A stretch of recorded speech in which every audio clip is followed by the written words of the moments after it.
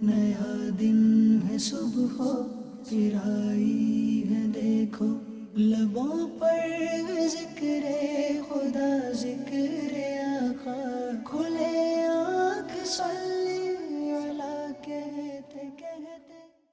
الحمد للہ رب العالمین والصلاة والسلام علی سید الانبیاء والمرسلین، اما بعد فاعوذ باللہ من الشیطان الرجیم، بسم اللہ الرحمن الرحیم۔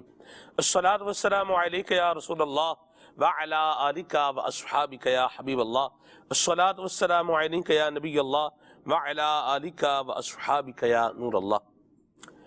حضرت علامہ صفوری رحمۃ اللہ تعالی علیہ آپ اپنی کتاب کے اندر نبی کریم صلی اللہ علیہ وسلم کا ایک مبارک ارشاد نقل فرماتے ہیں کہ نبی پاک صلی اللہ علیہ وسلم سے روایت ہے کہ جب تم اللہ سے دعا مانگو تو پہلے درود پاک پڑھو، کیونکہ اللہ تعالی کریم ہے اور اس کے کرم سے یہ بات بعید تر ہے کہ اس سے دو دعائیں مانگی جائیں تو وہ ایک کو قبول کر لے اور دوسری کو رد کر دے۔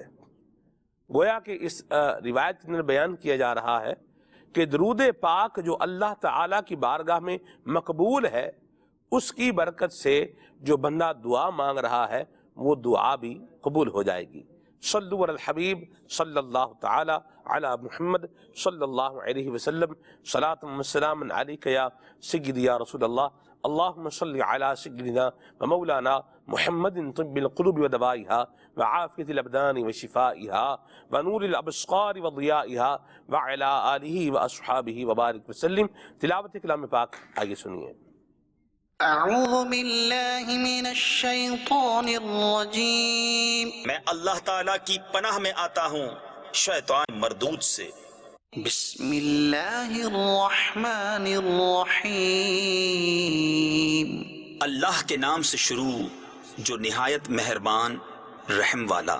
احشروا الذین ظلموا وازواجهم وما كانوا يعبدون من دون اللہ فاہدوہم الى صراط الجحیم۔ ظالموں اور ان کے جوڑوں کو اور جو کچھ وہ پوچھتے تھے اللہ کے سوا ان سب کو ہانکو راہ دوزخ کی طرف۔ وقفوہم انہم مسئولون ما لکم لا تناصرون۔ اور انہیں ٹھہراؤ، ان سے پوچھنا ہے تمہیں کیا ہوا، ایک دوسرے کی مدد کیوں نہیں کرتے؟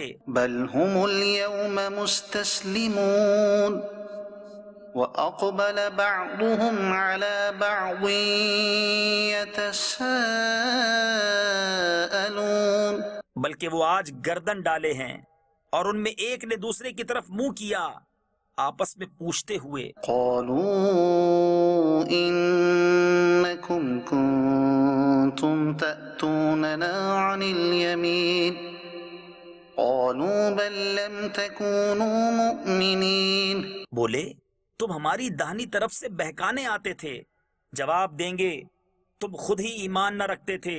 وَمَا كَانَ لَنَا عَلَيْكُمْ مِنْ سُلْطَانٍ بَلْ كُنْتُمْ قَوْمًا طَاغِينَ، اور ہمارا تم پر کچھ قابو نہ تھا بلکہ تم سرکش لوگ تھے۔ فَحَقَّ عَلَيْنَا قَوْلُ رَبِّنَا إِنَّا لَذَائِقُونَ،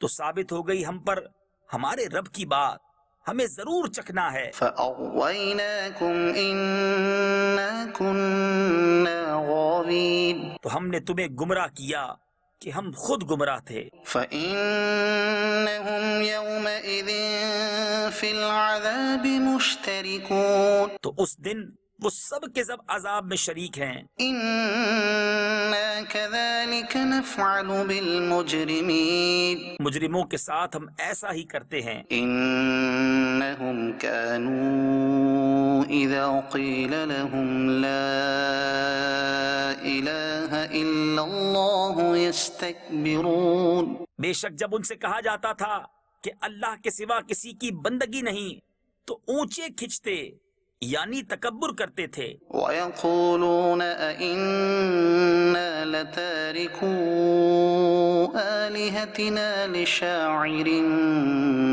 مَجْنُونٍ، اور کہتے تھے کیا ہم اپنے خداؤں کو چھوڑ دیں ایک دیوانہ شاعر کے کہنے سے؟ بل جاء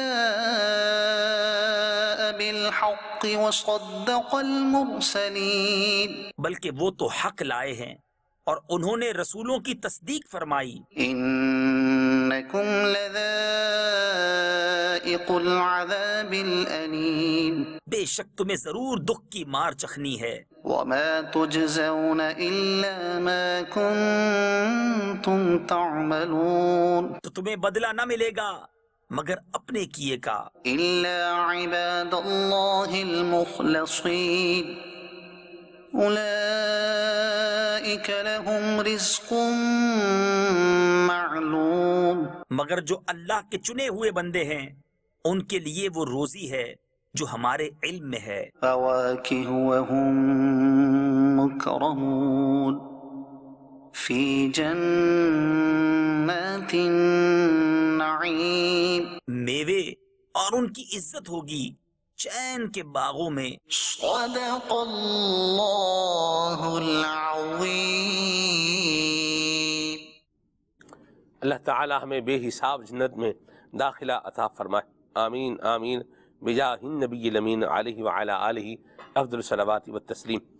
آج کے ہمارے پروگرام کا عنوان ہے جنہیں اعلیٰ حضرت امام اہل سنت نے سیدی عارف باللہ کہہ کر کے یاد کیا ہے۔ زبردست نام ہے حضرت علامہ عبدالغنی نابلوسی رحمۃ اللہ تعالی علیہ کا۔ زبردست اور جید عالم دین تھے، علم طریقت کا اور علم شریعت کا زبردست اور ایک جامع سنگم تھے، اور آپ نے جس انداز میں زندگی گزاری ہے اور جو آپ نے تعلیمات نبی کریم صلی اللہ تعالی علیہ وآلہ وسلم کی اتباع کے حوالے سے بیان فرمائی ہیں، اور انسان کو شیطان کے مکر و فریب سے بچانے کے لیے جو کچھ آپ نے تحریر فرمایا ہے، اللہ اکبر، یہ اپنی مثال آپ ہے۔ حضرت علامہ عبدالغنی نابلوسی رحمۃ اللہ تعالی علیہ کا آج ہم ذکر خیر کریں گے، اور ان کی ایک بڑی زبردست کتاب ہے حدیقۃ الندیہ۔ اس کا ترجمہ جو ہے مکتبۃ المدینہ نے شائع کیا ہے اصلاح اعمال کے نام سے۔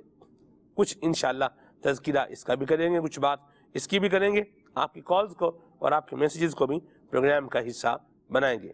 قبلہ قاری حکیم خلیل صاحب اتاری جدہ شرفہ ہمارے ساتھ پروگرام میں موجود ہیں۔ مرحبا خلیل بھائی، انشاءاللہ کلام بھی سنائیں گے۔ تلاوت کلام پاک سن چکے ہیں، آئیے اب سنیں گے نعت رسول مقبول صلی اللہ تعالی علیہ وآلہ وسلم۔ صلو علی الحبیب صلی اللہ تعالی علی محمد۔ اللہ پاک کی رضا پانے کے لیے، حصول ثواب کے لیے آئے مل کر کلام میں شامل ہو جائیں۔ صلو علی الحبیب صلی اللہ تعالی علی محمد۔ صلی اللہ علیہ یا رسول اللہ،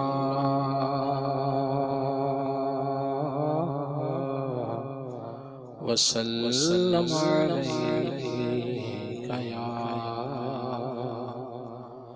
حبیب اللہ۔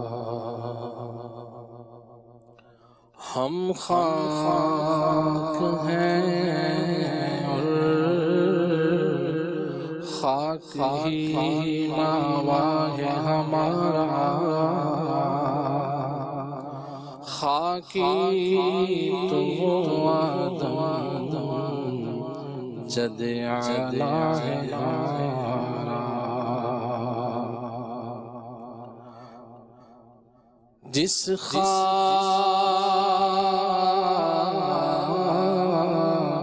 پہ رکھتے تھے قدم سید عالم، جس خاک پہ رکھتے تھے قدم سید عالم، اس خاک پہ قربان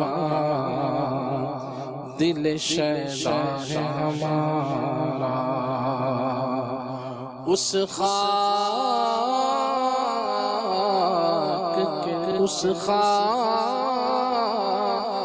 پہ قربان دل شیدا ہے ہمارا، صلی اللہ علیہ یا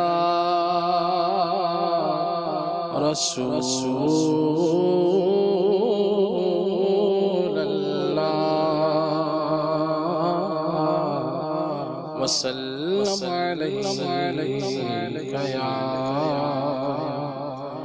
حبیب اللہ۔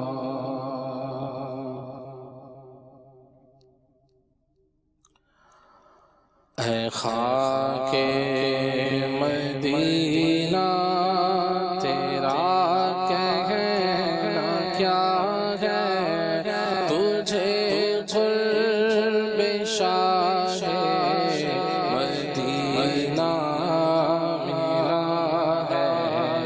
اے خاک مدینہ تیرا کہنا کیا ہے، تجھے قرب شاہ مدینہ ملا ہے۔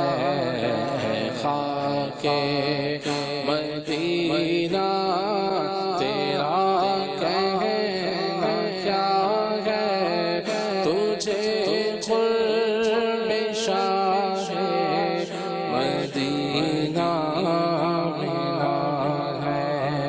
شرف مصطفیٰ کے قدم چومنے کا، شرف مصطفیٰ کے قدم چومنے کا، شرف مصطفیٰ کے قدم چومنے کا، شرف مصطفیٰ کے قدم چومنے کا، تجھے بارہا خاک طیبہ ملا ہے، تجھے بارہا خاک طیبہ ملا ہے۔ خاک مدینہ تیرا کہنا کیا ہے، تجھے قرب شاہ مدینہ ملا ہے۔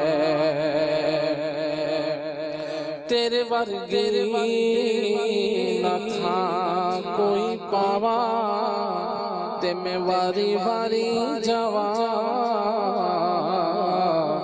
نی مٹیے مدینے دیے، رب دے حبیب دا گھر تیرے اتے مل مل تینوں جسم دے اتے، میں اپنا آپ سجاواں تے واری واری جاواں نی مٹیے مدینے دیے، ہون سارے دور اندھیرے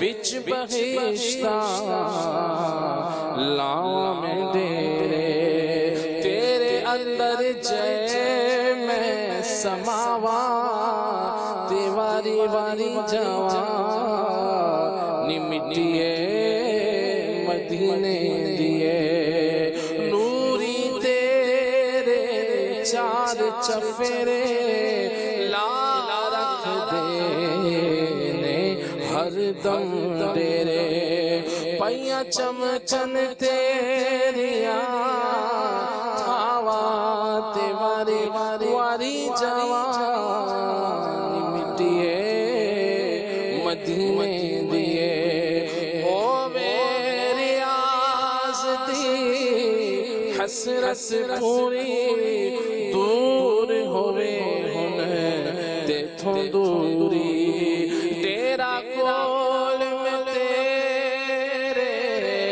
لاوا تے واری واری جاوا نی مٹیے مدینے دیے خاک مدینہ تیرا کہنا کیا ہے تجھے قرب شاہ مدینہ ملا ہے معطل ہے کتنی تو خاک مدینہ معطل ہے کتنی تو خاک مدینہ معطل ہے کتنی تو خاک مدینہ معطل ہے کتنی تو خاک مدینہ کے خوشبوؤں سے ذرہ ذرہ بسا ہے کہ خوشبوؤں سے ذرہ ذرہ بسا ہے لگاؤ تم آنکھوں میں خاک مدینہ کوئی سے بہتر بھی سرما بھلا ہے مریضوں اٹھا کر کے خاک مدینہ مریضوں اٹھا کر کے خاک مدینہ کو لے جاؤ اس میں یقیناً شفا ہے کو لے جاؤ اس میں یقیناً شفا ہے نہ ہو آرام جس بیمار کو سارے زمانے سے اٹھا لے جائے تھوڑی خاک ہو کے آستانے سے کھولے جاؤ اس میں یقیناً شفا ہے اے خاک مدینہ تیرا کہنا کیا ہے مدینے کی مٹی ذرا سی اٹھا کر مدینے کی مٹی ذرا سی اٹھا کر پیو گھول کر مرض کی دوا ہے پیو گھول کر مرض کی دوا ہے عقیدت سے خاک مدینہ بدن پر ملو تو ہر ایک درد کی یہ دوا ہے تجھے واسطہ کہ طیبہ کا یا رب تجھے واسطہ کہ طیبہ کا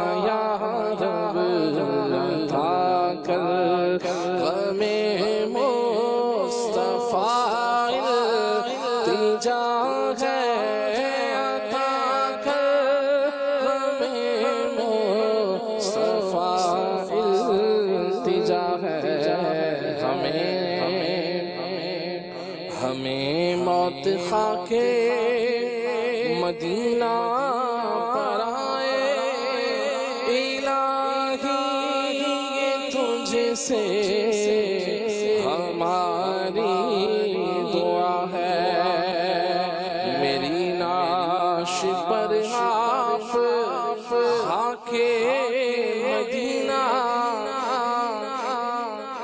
میری نعش پر آپ خاک مدینہ چھڑکنا میرے ساتھیوں التجا ہے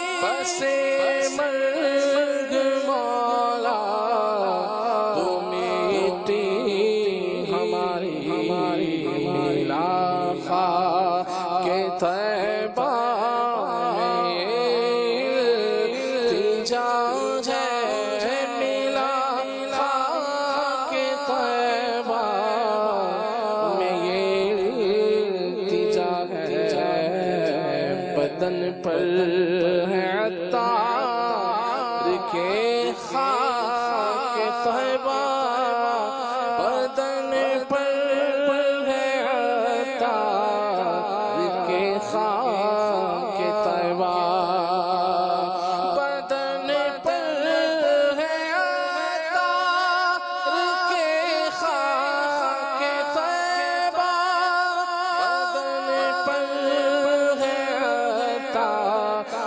کے خاک طیبہ رے ہٹ جہنم تیرا کام کیا ہے رے ہٹ جہنم تیرا کام کیا ہے خاک مدینہ تیرا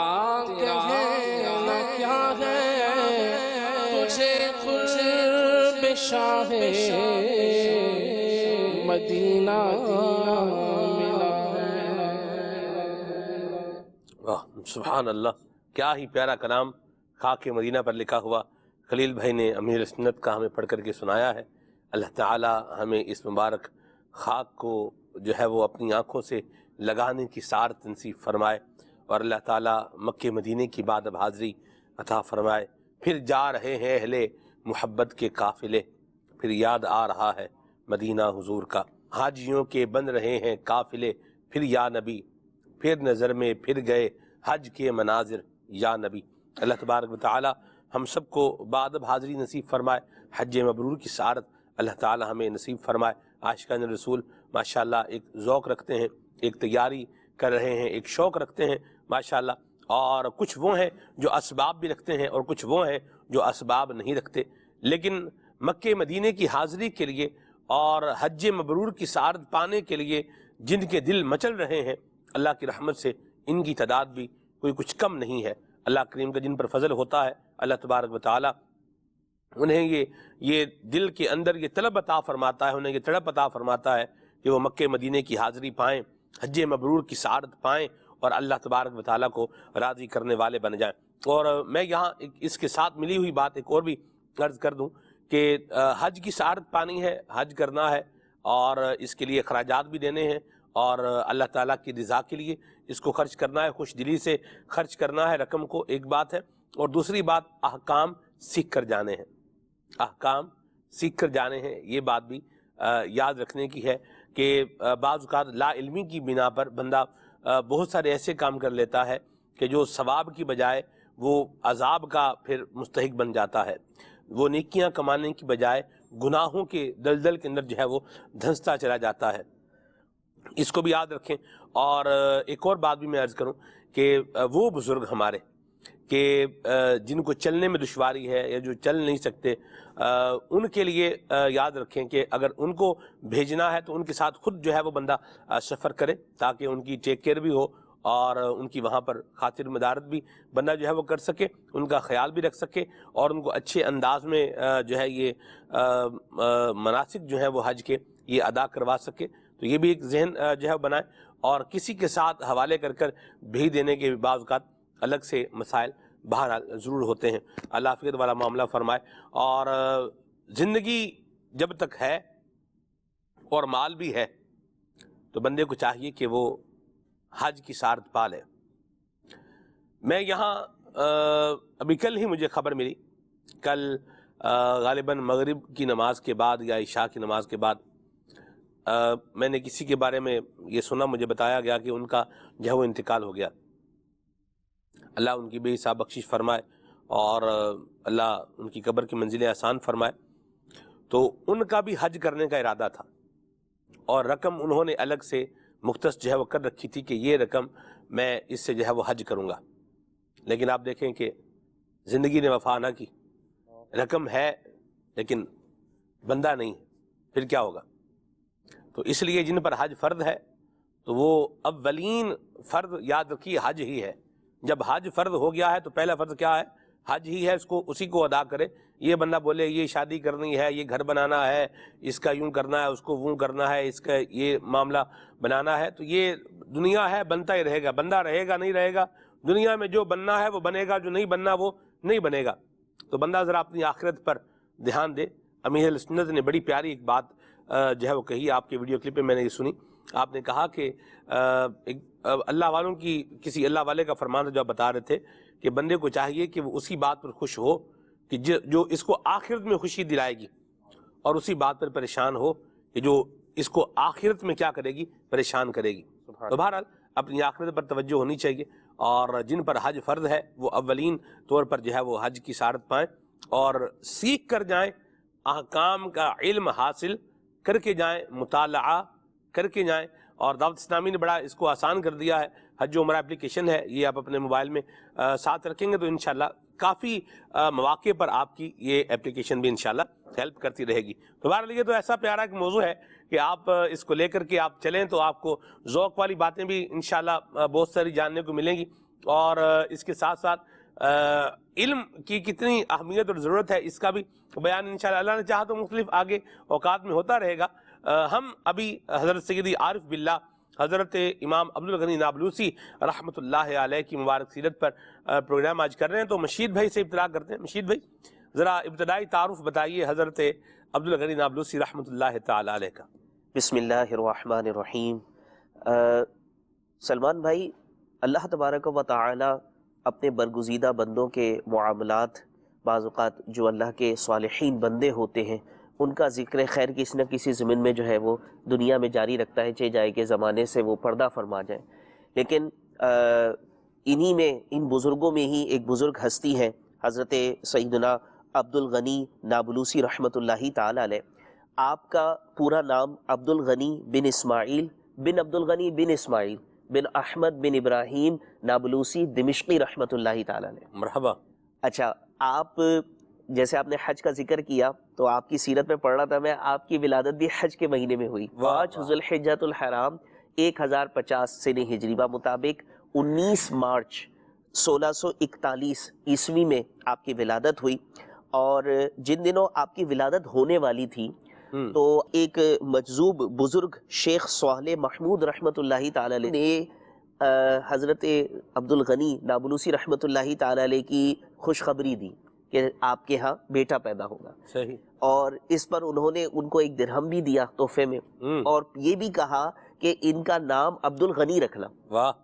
اچھا، یہ مجذوب بزرگ رحمۃ اللہ تعالی علیہ ان کی ولادت سے پہلے جو انتقال کر گئے، اس دنیا سے پردہ فرما گئے، لیکن انہوں نے جو دن بتایا تھا اسی پر جو ہے وہ عبدالغنی رحمۃ اللہ تعالی علیہ کی ولادت ہوئی۔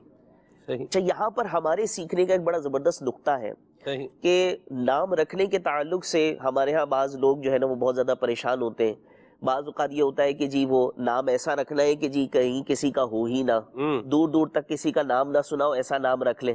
صحیح۔ اچھا، بعض کا مزاج ہوتا ہے جی برکت والا نام رکھا ہے تو وہ قرآن کھولیں گے تو جو لفظ سامنے آئے گا پہلے وہی نام رکھ دیں گے، اور اسی وجہ سے کبھی بعض اوقات بچیوں کے یا بچوں کے نام سننے میں آتے ہیں تو ایک دم بندہ دنگ رہ جاتا ہے کہ پڑھا تو قرآن میں تھا یہ لفظ، لیکن یہ نام بن جائے گا یہ آج سنا ہے۔ تو اس طرح کی کیفیات میں جانے کے بجائے ہمیں چاہیے کہ ہم اللہ پاک کے اسما کے نام کی نسبت سے نام رکھیں، عبد الرحمن، عبد الرحیم، عبد الغنی، عبد الصمد۔ یہ تو پرانے نام لگ رہے ہیں آپ بتا رہے ہیں جو مشید بھائی، جیسے عبدالغنی نام بھی آپ کسی کو بتائیں گے آج کے اس کے زمانے کے حساب سے تو آپ کو شاید یہ بات سننے کو مل جائے گی کہ یہ نام تو پرانا نام ہے۔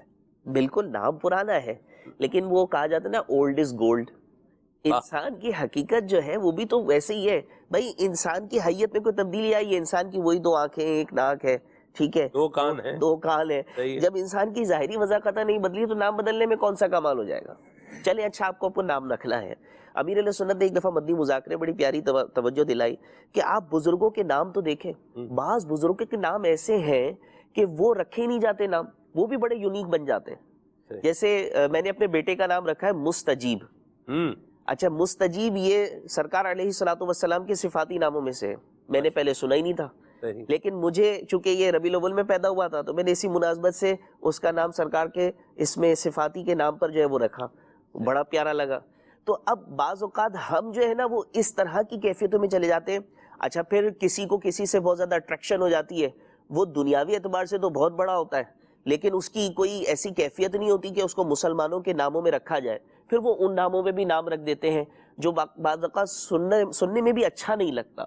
تو ناموں کے تعلق سے ایک تو یہ بات، ایک یہ نقطہ کہ نام ایسے رکھے جائیں جو کہ اچھے ہوں.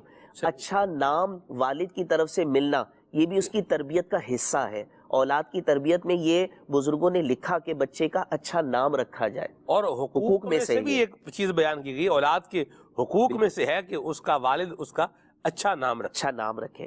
دوسری بات یہاں پر جو پتہ چلی کہ بزرگوں سے برکت کے لیے بھی نام لیا جا سکتا ہے. صحیح. جو بزرگ رحمت اللہ تعالیٰ علیہ تھے انہوں نے نام دیا. الحمدللہ ہمارے تو ماحول کے اندر بڑا اچھا ہے کہ امیر علیہ سنت کی بارگاہ میں حاضری دیتے ہیں. نام کا اثر ہوتا ہے، یہ بھی علماء نے بیان فرمایا. تو جتنا اچھے معنی یا بزرگوں کی نسبت رکھتا ہوا نام رکھیں گے اس کا اثر اس کی سیرت پر ہوگا. تو اولاد اگر نیک ہوگی تو والدین اگرچہ قبر میں ہوں گے ان کو ثواب ملے گا. تو اس بات پر نظر رکھتے ہوئے نام رکھنے کا اہتمام کرنا چاہیے. اور یہی مناسبت جو ہے وہ عبد الغنی نابلوسی رحمت اللہ تعالی علیہ کو بھی حاصل ہوئی کہ آپ کا نام آپ کے والد محترم نے یہ اس طرح رکھا. اچھا پھر آپ نے تعلیم کا جب سلسلہ شروع کیا تو قرآن کریم کی بنیادی تعلیم آپ حاصل کر رہے تھے. 12 سال کی عمر میں جو ہے وہ آپ کے والد محترم کا جو ہے انتقال ہو گیا. مگر اس کے باوجود آپ نے اپنی جو علم کی تحصیل تھی اس کو روکا نہیں، بلکہ بڑے بڑے اکابر علماء کی بارگاہ میں حاضری دے کر بنیادی فنون اور علوم کو حاصل کیا. علم نحو، علم المعانی، علم تصوف، علم صرف اور بہت علم حدیث، اصول حدیث، فقہ، تفسیر، یہ تمام علوم حاصل کیے. اور تقریباً 20 سال کی عمر میں سلمان بھائی یہ بڑی کہتے ہیں نا شباب کی بالکل ایسی اس وقت کی عمر ہوتی ہے کہ انسان بن جائے تو بن جائے. 20 ایئرس کی ایج میں آپ نے ایز اے ٹیچر مسند تدریس پر جو ہے فائز ہو گئے. واہ سبحان اللہ. اور پھر آپ نے علوم جو ہے باقاعدہ سکھانا شروع کیے اور انہی بنیادی علوم کو الحمدللہ اپنی زندگی میں آپ نے جاری و ساری رکھا. سلمان بھائی عبد الغنی نابلوسی رحمت اللہ تعالی علیہ یہ فقہ کے اعتبار سے جو ہے وہ حنفی ہیں. انہوں نے فقہ حنفی کی بہت ساری کتابیں لکھی. تقریباً آپ کی 250 کتب بیان کی جاتی ہیں کہ آپ نے اپنی جو ہے وہ زندگی میں لکھی. تو یہ فیض آثار ہمارے درمیان وہ چھوڑ گئے ہیں. اللہ کریم ہمیں ان کے فیض سے وابستہ رکھے، ان کی جو ہے وہ برکتیں ہمیں ملتی رہے، علوم جو ہے وہ حاصل ہم اس سے کرتے رہے. مرحبا، بڑی پیاری بات کہی. آپ دیکھیے حضرت عبد الغنی نابلوسی رحمت اللہ تعالی علیہ سیدی عارف باللہ، آپ دیکھیے کہ آپ نے بھی کیا کیا ہے، علم حاصل کیا ہے. اور ایک ہوتا ہے آپ سرسری طور پر کسی چیز کو پڑھ کر کے آگے نکل جاتے ہیں، اور ایک ہوتا ہے کہ آپ اس کو ایک طریقے کے ساتھ سلیقے کے ساتھ اس کو پڑھتے ہیں. آپ دیکھیے کہ پوری دنیا کے اندر مختلف طرح کے جو ہے وہ آپ کو انسٹیٹیوٹس ملیں گے جو کیا کر رہے ہیں، سکھا رہے ہیں. آپ دیکھیے کہ کھانا پکانا بھی کیا جا رہا ہے، سکھایا جا رہا ہے. اور بھی بہت ساری چیزیں ہیں، اب آپ دیکھتے چلے جائیں. لینگویج کیا ہے، یہ سکھائی جا رہی ہے. نالج کیا ہے، سکھایا جا رہا ہے. بایو کیا ہے، سکھائی جا رہی ہے. کیمسٹری کیا ہے، سکھائی جا رہی ہے. فزکس کیا ہے، سکھائی جا رہی ہے. اسلامیات بھی کیا ہے، یہ بھی سکھائی جا رہی ہے. پاک اسٹڈی کیا ہے، یہ بھی سکھائی جا رہی ہے. جسے معاشرتی علوم کہتے ہیں، کیا ہے، سکھائی جا رہی ہے. ٹھیک ہے. آپ دیکھیے کہ پولیٹیکل سائنس میں لوگ جو ہے وہ کیا کچھ کہاں آگے تک جو ہے وہ جا رہے ہیں، پڑھ رہے ہیں، ماسٹرز کر رہے ہیں اس کے اندر، اس سے آگے بھی جو ہے وہ تعلیم حاصل کر رہے ہیں. یہ ہے. اچھا صرف یہیں پر بس نہیں ہے، آپ فیلڈز لیتے جائیں. آپ کو پوری دنیا کے اندر اس کے آپ کو ادارے ملیں گے، انسٹیٹیوٹس ملیں گے، اس کے ماہرین ملیں گے، ان کے ٹیچرز ملیں گے جو کیا کر رہے ہیں، بتا رہے ہیں، سمجھا رہے ہیں، اور پورا کس طریقے سے یہ آپ کو نالج آئے گا یہ سارا کیا کر رہے ہیں، گائیڈ کر رہے ہیں۔ اگر صرف اور صرف بندہ صرف جو ہے وہ کچھ نکال لے اور کچھ پڑھ لے یا کچھ لکھا ہوا ہے بس اسی کو پڑھ کر کے وہ درجہ کمال کو پہنچ جائے اور بالکل یوں بولیے کہ اس فن کے اندر کیا ہو جائے، ماہر ہو جائے، تو آپ بتائیے کہ یہ تو سارے انسٹیٹیوٹ کیا کر دینے چاہیے، بند کر دینے چاہیے۔ MBBS بھی تو دیکھیں ہو ہی رہا ہے نا، ڈاکٹر بھی تو کیا کر رہے ہیں، ڈاکٹر بھی تو ایسا تو نہیں رات کو سویا صبح اٹھا ڈاکٹر بن گیا، ایسا تو نہیں ہے۔ حکیم آپ دیکھیں قبلہ کاری حکیم خلیل صاحب ہیں، کبھی ان سے ان کی زندگی پر ہم اللہ نے چاہا تو بات کریں گے۔ یہ سٹرگل ہوتی ہے، بالکل سیکھنا ہے، پڑھنا ہے، پھر اس کے بعد اس کی آگے پورا مطلب ایک سسٹم ہے، تو اس کی اہمیت سے انکار نہیں کیا جا سکتا۔ ایک وہ ہوتا ہے جو آپ نے بالکل ایک سطحی طور پر کچھ پڑھ لیا ہے اور آپ کو اس کی کچھ چھاونا ہو گئی ہے، لیکن آپ بولیں کہ میں اب اس کا ماہر بھی ہوں اس علم کا، یہ بات بہرحال درست نہیں ہے۔ تو بندہ جس علم کا ماہر ہو اپنے آپ کو اس علم میں بھی ماہر سمجھنے کی بجائے لرنر سمجھے گا تو انشاءاللہ سیڑھیاں طے کرتا جائے گا، اور اگر کوئی دو باتیں پڑھ لی ہیں اور سمجھے گا کہ میں ہی کیا ہوں، اس علم کا ماہر ہوں، تو یہ پھر بڑی ٹھوکر کھائے گا اور بڑی بھول کھا سکتا ہے۔ تو دین کے معاملے میں بالخصوص اس کو بھی کیا کیا جائے، سیکھا جائے، اس کو بھی کیا کیا جائے، پڑھا جائے۔ آپ دیکھیں کہ صلحاء علماء جن کا ہم آج تک ذکر کرتے آ رہے ہیں، ان کی زندگی میں آپ کو پہلی بات جو ملتی ہے وہ کیا ملتی ہے، علم حاصل کرنا، علم دین حاصل کرنا، اس کو سیکھنا۔ تو سیکھنا کیا ہے، بہت ضروری ہے۔ اس پر میں ایک مثال بتاؤں آپ کو کہ بعض کا بندے کو ایک دو بات پتہ چل جاتی ہے تو وہ سمجھتا ہے کہ اب میں ہی ہوں، سب کچھ جو ہوں میں ہی ہوں۔ اس پر آپ کو میں ایک مزے کی بات بتاؤں۔ ایک بندہ تھا اویس بھائی، وہ کسی ڈاکٹر کے ساتھ تھا، تو اب وہ کسی کے ہاں مطلب گئے مریض دیکھنے کے لیے، گھر پہ گئے تو دیکھا کہ مریض کی چارپائی کے پاس جو ہے نا یہ جو ہوتا ہے نا تربوز، اس کے چھلکے رکھے ہوئے ہیں۔ تو ڈاکٹر نے کہا کہ میں نے آپ سے کہا تھا کہ مریض کو تربوز نہیں کھلانا، آپ نے مریض کو تربوز کھلایا ہے، لہذا یہ کیا ہو گیا ہے، بیمار ہو گیا۔ واٹر میلن آپ نے اس کو کھلایا ہے اس لیے یہ بیمار ہو گیا، آپ کو منع کیا تھا۔ تو اب یہ جو ساتھ گیا ہوا تھا نا، یہ سمجھا کہ ڈاکٹر کی ساری کیا ہے، بس یہی ہے۔ انہوں نے کہا میں بھی ڈاکٹر بن گیا، اس نے بھی اپنی دکان کھول لی۔ بہرحال آیا کوئی بندہ، ڈاکٹر صاحب ایسوں کے بھی لوگ وہ پھنس ہی جاتے ہیں نا، تو وہ آیا، اس نے کہا جی بندہ ہمارا بڑا بیمار ہے تو آپ جو ہے وہ چلیں۔ یہ بھی چلا گیا۔ اس نے جا کے دیکھا کہ وہاں اس کی چارپائی کے قریب ایک مٹکا ہے، وہ ٹوٹا ہوا پڑا ہے، مٹکا ہے اور وہ کیا ہے، ٹوٹا ہوا ہے۔ اس نے کہا کہ دیکھیے چونکہ آپ نے اس کو مٹکا کچھ نہ کچھ کھلایا ہے اور اسی مٹکے نے رنگ دکھایا ہے کہ بندے کا جو ہے وہ یہ حال ہو گیا ہے۔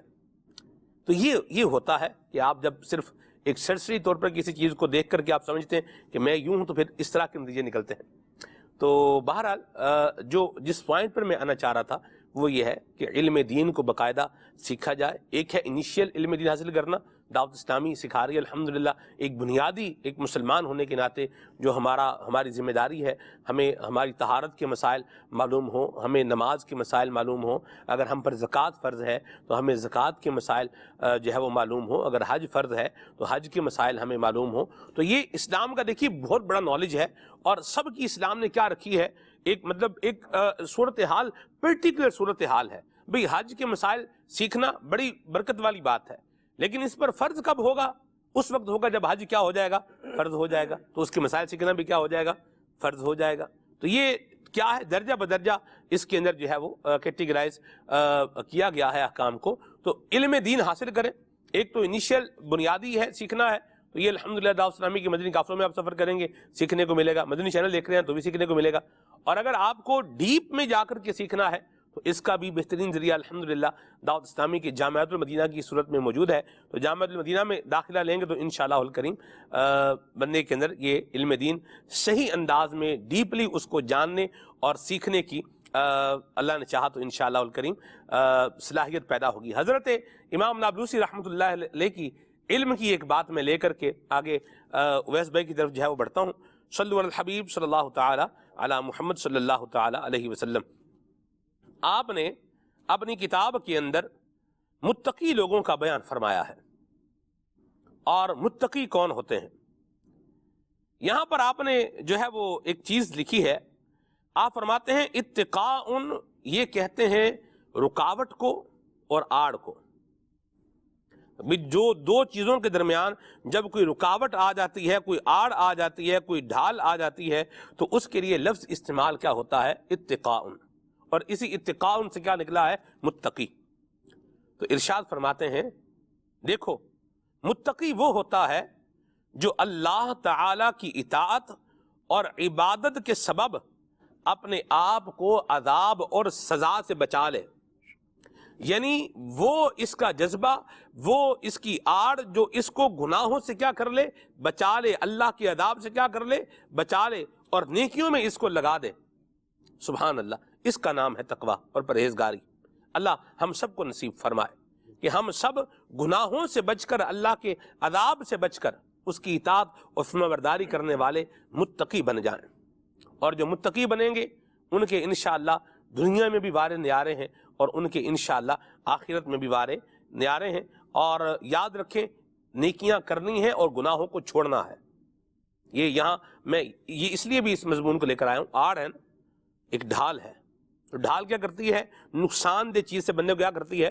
بچاتی ہے۔ شیلڈ بھی ہو، ڈھال بھی ہو، اور اس کے اوپر جو نقصان دہ چیزیں ہیں وہ حملہ بھی کر رہی ہوں، تو اس شیلڈ کا، اس ڈھال کا کیا فائدہ ہے؟ تو ہم نے اپنے آپ کو نیکیوں میں لگانا ہے اور گناہوں سے اپنے آپ کو بچانا ہے۔ یہ ذہن بنا کے رکھیں۔ حضرت جو ہے وہ بابا بلے شاہ رحمۃ اللہ علیہ نے بڑی پیاری بات کی ہے، فرماتے ہیں کہ حج بھی کیتی جاندے ہو تے لو بھی پیتی جاندے ہو، یعنی حج بھی کر رہا ہے اور لوگوں کا خون بھی چوس رہا ہے، حرام بھی کھا رہا ہے، یہ کیا کر رہا ہے؟ آگے چل کے لکھتے ہیں، دسو نا حضرت جی ایک ہی کیتی جاندے ہو۔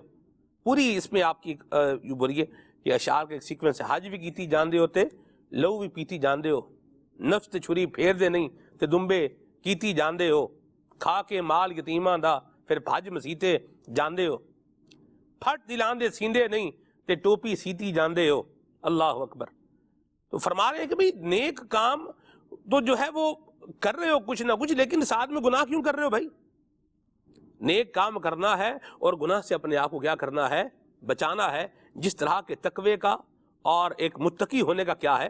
تقاضا ہے۔ اللہ ہمیں عمل کی توفیق عطا فرمائے۔ علامہ نابلوسی رحمۃ اللہ علیہ کی مبارک ذات پر دوبارہ جو ہے وہ واپس آتے ہیں، اور اویس بھائی آپ ان کی سیرت کے حوالے سے، ان کی کردار کے حوالے سے کچھ ارشاد فرمائیں۔ بسم اللہ الرحمن الرحیم۔ اللہ والوں کی اگر ہم سیرت کو پڑھتے ہیں تو یہ چیز واضح نظر آتی ہے کہ ان کا ہر کام وہ ہوتا تھا کہ جس میں اللہ رب العالمین کی خوشنودی، اللہ رب العالمین کی رضا ہو، ہر وہ کام کرتے تھے، اور ہر اس کام سے بچتے تھے جو رب العالمین کی نافرمانی ہو یا اس کی نافرمانی کی طرف لے جانے والا ہو۔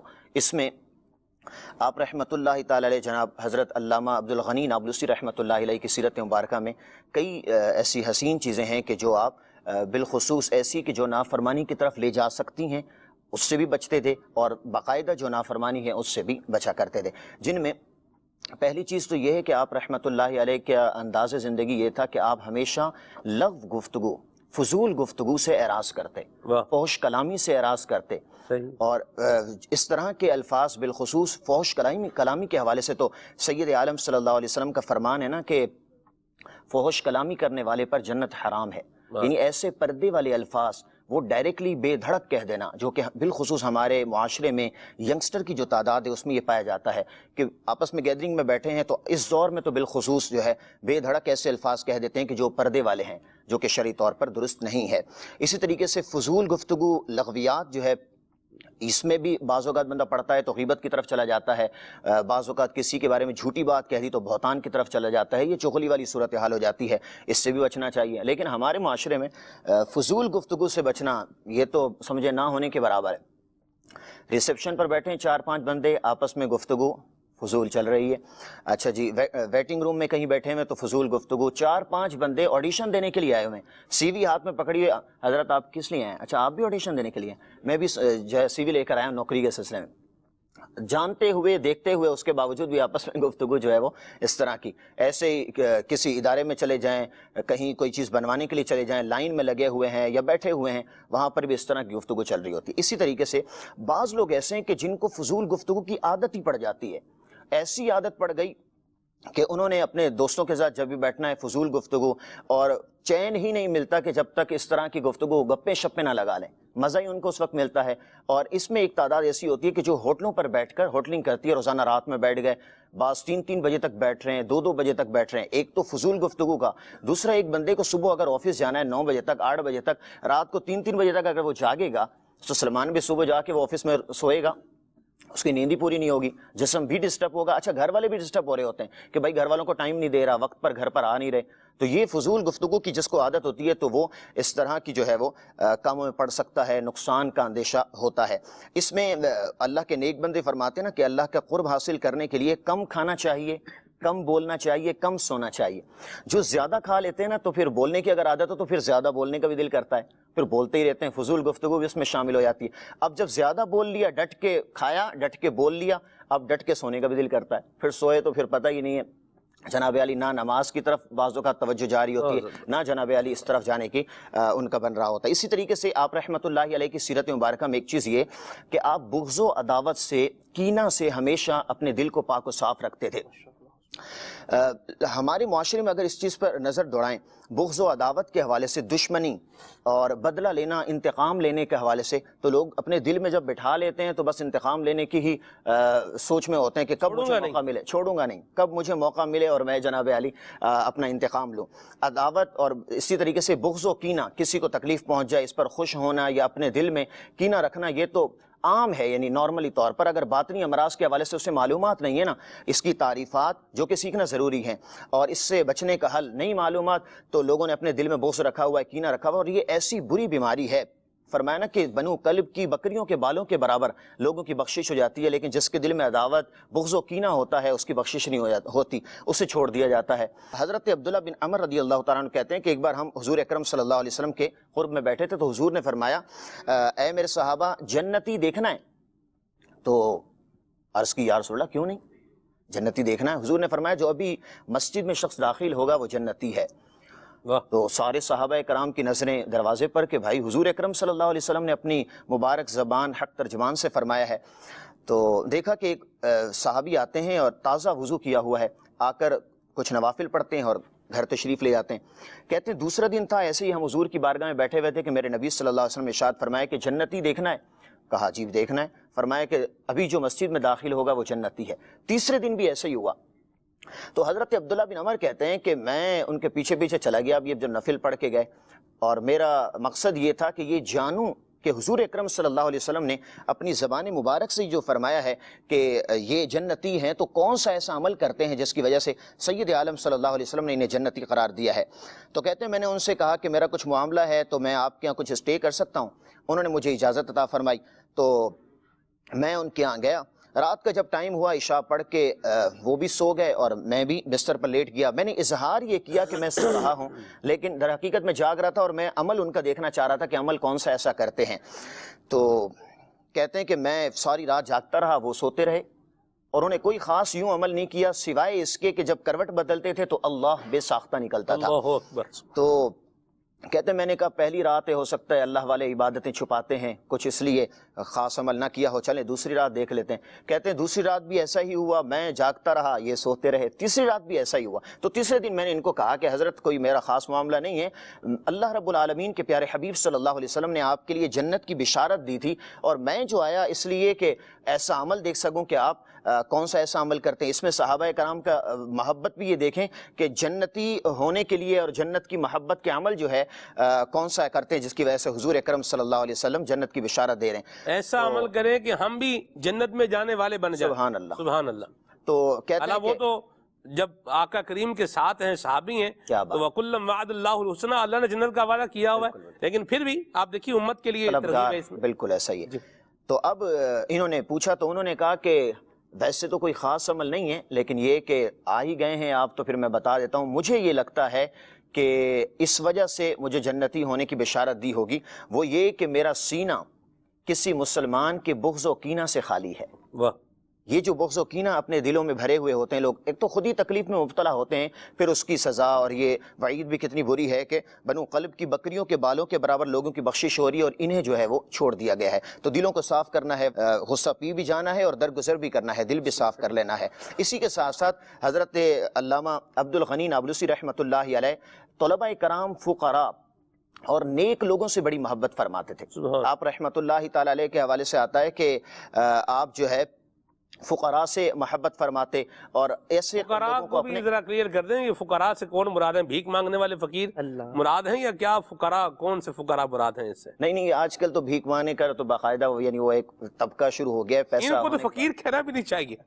آپ دیکھیں اگر اس کو شرعی پرسپیکٹیو میں اگر آپ دیکھیں تو فقراء جو آج کل کے زمانے میں جو فقراء جن کو کہا جاتا ہے یا فقیر لوگ کہا جاتا ہے، یار یہ فقیر دیکھو فقیر گھوم رہے ہیں یا فقیر بیٹھے ہوئے ہیں، یہ تو بندہ بولے تو یہ تو فقیر ہوتے بھی نہیں ہیں بعض اوقات۔ جی ہاں، وہ جیسے بوڑھوں کو ضعیف کہہ دیا جاتا ہے، بزرگ کہہ دیا جاتا ہے، ضعیف تو وہ ہوتے ہی ہیں، بزرگ کہہ دیتے ہیں۔ ہاں جی، بزرگ تو ہستیاں ہوتی ہیں جو مطلب اعلیٰ اہل علم والی ہوتی ہیں۔ جی ایک اس کا اپنا ایک معنی مضمون مفہوم درست ہے جو آپ فرما رہے ہیں، یہ بات بھی ایک حد تک درست ہے۔ تو بہرحال وہ جو ہم جس کو کہہ رہے ہیں کہ فقیر جو ہے وہ فقیر کا جو یہاں مراد ہے وہ حاجت مند لوگ مراد ہیں، جن کے پاس نصاب کے برابر جن کے پاس مال نہیں ہے، مفلوق الحال جسے آپ یوں بولیں۔ اور آج کل جو بھیک مانگنے والے افراد ہوتے ہیں یہ شاید جو ایک عام مزدور جو کماتا ہے اس سے تو یہ زیادہ ہی پیسے جو ہے یہ چھاپتے ہوں گے۔ جی ہاں، میں نے خود دیکھا ہے اپنی آنکھوں سے پیسوں کا بھرا ہوا تھیلا، اللہ اکبر، فقیر کے یہ ان آنکھوں سے دیکھا ہے میں نے۔ یہ بھیک مانگنے والے کے پاس۔ جی بھیک مانگنے والا بندہ جناب وہ بیٹھا ایک جگہ سے، میں سفر کر رہا تھا کہیں رکشے پر جا رہا تھا، تو خلیل بھائی وہ رستے میں جو ہے نا وہ ادھر سے مطلب اس نے رکشے کو ہاتھ دیا۔ اچھا اب میں نے بھی رکشے والے کو نہیں کہا کہ آپ اس کو کیوں بٹھا رہے ہیں، جبکہ یوں نہیں کرنا چاہیے۔ جب رکشے والے نے سواری کے لے لی ہے اور وہ جا رہا ہے تو پھر دوسرے کو مطلب ساتھ میں نہیں بٹھانا چاہیے، ٹھیک ہے؟ تو بہرحال اس نے بٹھا لیا اور میں نے بھی کچھ نہیں کہا، ٹھیک ہے، اور وہ آگے رکشے والے کے ساتھ ہی وہ بیٹھ گیا اور اس نے وہ تھیلا ایک گلے میں جو ہے وہ پہنا ہوا تھا، اس کے دونوں ہاتھ نہیں تھے۔ اچھا، ہاں جی، جب اترے نا تو مجھے تو یوں لگا کہ جیسے کہ شاید کیا ہے مفت میں ہی مطلب بیٹھا ہے، لیکن جب وہ اترا نا تو اس نے اسے کہا کہ یہ اس میں سے 50 روپے نکال لو۔ یہ میں اس وقت بتا رہا ہوں بات جب میں پڑھتا تھا، یہ نہیں تھوڑی پرانی بات ہے، کم از کم کوئی 8-10 سال پرانی بات تو ہوگی۔ اور اس نے جب وہ یوں سر نیچے کیا نا کہ بھئی اس تھیلے میں سے 50 روپے نکال لو، تھیلا پیسوں سے کیا تھا وہ بھرا ہوا تھا۔ اور میں دیکھ رہا تھا بھی دیکھیں اب اس کو یہ کیا ہے، یہ کون ہے؟ فقیر ہے، کہنے میں کیا ہے یہ فقیر ہے، لیکن یہ فقیر نہیں بلکہ اس کو تو امیر جو ہے وہ کہنا چاہیے۔ اس طرح اور بھی بہت سارے تجربات یہ جو پیشہ ور بھکاری ہیں نا ان کے حوالے سے یہ میری مشاہدات یہ بھی ہیں، آپ بھی اگر غور کریں تو آپ کو بھی کچھ نہ کچھ مل جائے گا۔ مزدور آپ کو صبح مزدوری پہ نظر آئے گا 8 بجے، اور 8 بجے سے لے کر 4-5 بجے تک وہ آپ کو مزدوری کرتا نظر آئے گا۔ اور آپ ذرا ایک نظر دوڑا کے بھیک مانگنے والوں کو دیکھ لیں، یہ آپ کو فجر کے ٹائم پر اپنے پوائنٹ پر نظر آئے گا اور تقریباً 10 بجے وہاں سے کیا ہو جائے گا، غائب ہو جائے گا۔ بھئی کیا ہے فجر کے ٹائم سے لے کر کیا ہے 10 بجے تک کام ہے، اس کے بعد کیا ہے اب یہ ختم ہو گیا۔ مزدور بیچارہ سارا دن گرمی میں پسینہ بہا رہا ہے اور جو ہے وہ محنت کر رہا ہے، کوشش کر رہا ہے، ایفرٹ کر رہا ہے بیچارہ، اور مزدور سے کئی گنا زیادہ یہ اور یہ دیکھ میں کر گئے۔ تو ان کا یہ بھی جو پیشہ ور بھکاری ہیں یاد رکھیں، ان کو کوئی دینا بندہ سمجھ رہا ہے میں بڑی نیکی بڑا کار ثواب کر رہا ہوں، ان کو جو ہے میں پیسے لٹا رہا ہوں، یہ یاد رکھیے کہ پیشہ ور بھکاری کو دینا یہ اجر و ثواب کا باعث بھی نہیں ہے۔ یہ جنہوں نے کام ہی بنایا ہوا بھیک مانگنے، وہ کیا آپ کیا کرتے ہیں؟ میں نے پوچھا کسی سے آپ کیا کرتے ہیں؟ میں بھیک مانگتا ہوں۔ اچھا، ہاں یہ تعارف بندے نے کرایا اپنا، آپ کیا کرتے ہیں؟ میں کیا کرتا ہوں؟ بھیک مانگتا ہوں۔ میں حیران ہو گیا سن کے، یعنی آپ کیوں بولے نا کہ بندہ ایک دم بخود ہو جائے، یا مطلب بالکل بندہ اب کیا آگے کیا بولے بھائی کیا کرتے؟ بھیک مانگتے۔ تو اللہ رحمت فرمائے تو یہ فقراء سے محبت کرتے، تو اس سے مراد وہی ہے جو حاجت مند لوگ ہیں۔ ہمارے ارد گرد دیکھیں کام کرنے والے، ہمارے اداروں میں کام کرنے والے، ہماری فیکٹری میں کام کرنے والے، بعض اوقات گھر میں بھی کام کرنے والے جو ہے وہ ہوتے ہیں، یا ہم کوئی کام کروا رہے ہیں تو وہ مزدور آدمی اس کے ساتھ اس نے سلوک کریں. آپ نے کوئی دینا ہے تو اسی کو تھوڑا جو ہے وہ زیادہ دے دیں. یا آپ گھر میں جیسے دعوت اسلامی کا اپنا الحمدللہ طریقہ گھریلو صدقہ باکس گھر میں رکھیں, اس میں جو ہے پیسے آپ ڈالتے رہیں اور آپ مہینے کے آخر میں ہفتے کے آخر میں وہ آ کے ہفتہ وار اجتماع میں آپ آئیں اور وہ چندے میں جو ہے جمع کروا دیں. یہاں ایک نیک کام میں حصہ ہو جائے گا.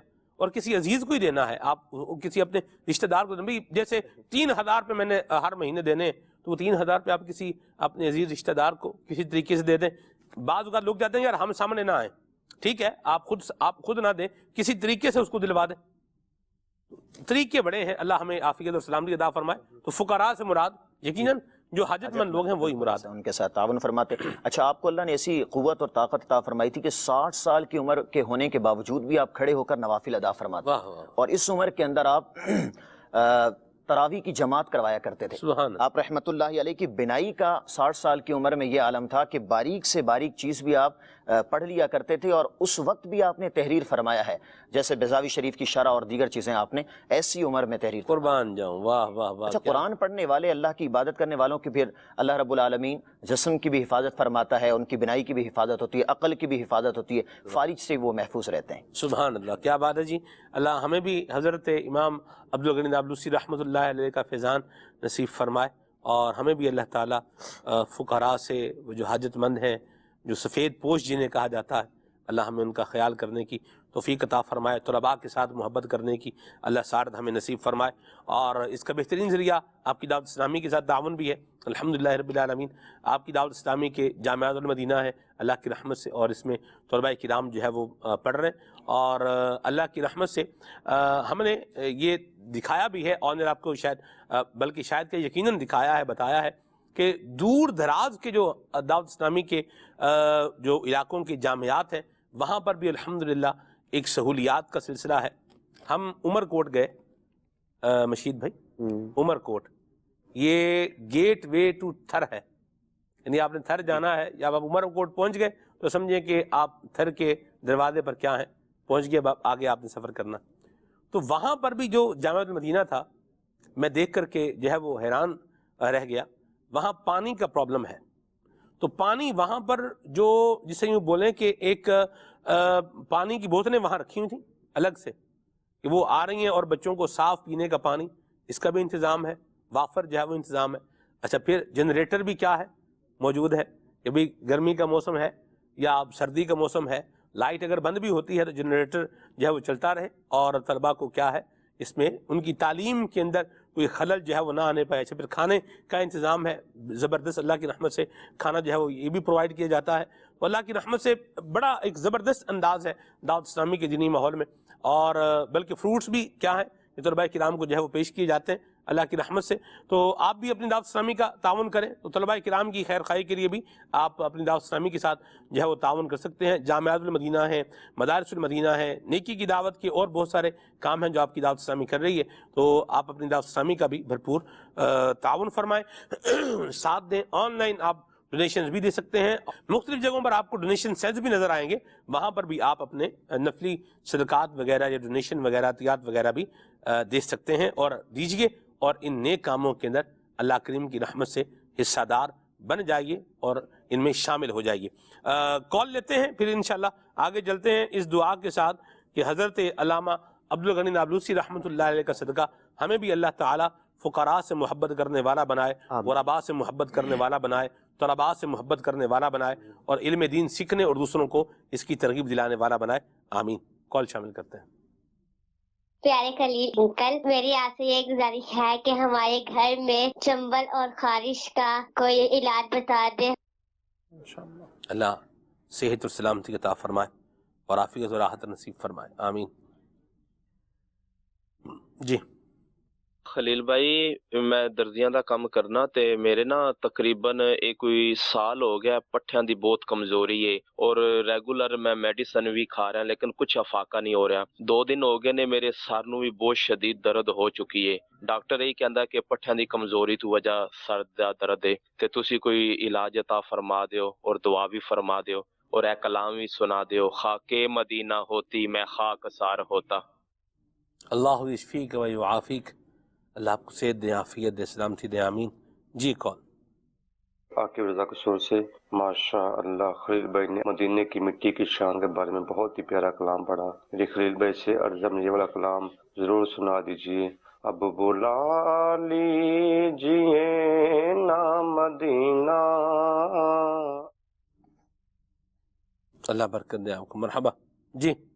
فیصلہ آباد سے نعت خان اسلامی بھائی سے میری عرض ہے کہ مجھے کوئی سی بھی ایک مرتبہ میرا نیشنل کی سنا دے، جزاک اللہ خیرہ۔ کیا مہکتے ہیں مہکنے والے، شاکر بھائی کو ملیر سے یہ کلام سننا ہے۔ خلیل بھائی اپنے بچپن کی کوئی ایسی بات بتائیں جو آج تک آپ کو یاد ہو۔ جی خلیل بھائی۔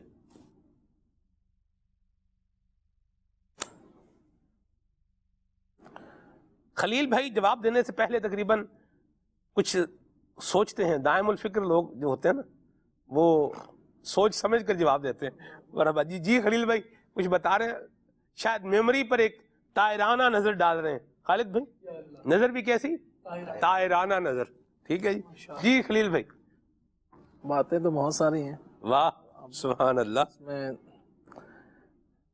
اتنا ہے کہ ایک بچپن کی بات ہے، جب گلزار حبیب میں اجتماع ہوا کرتا تھا تو میں کافی چھوٹا تھا، تقریباً 10 سال کے آس پاس کہنے ہو۔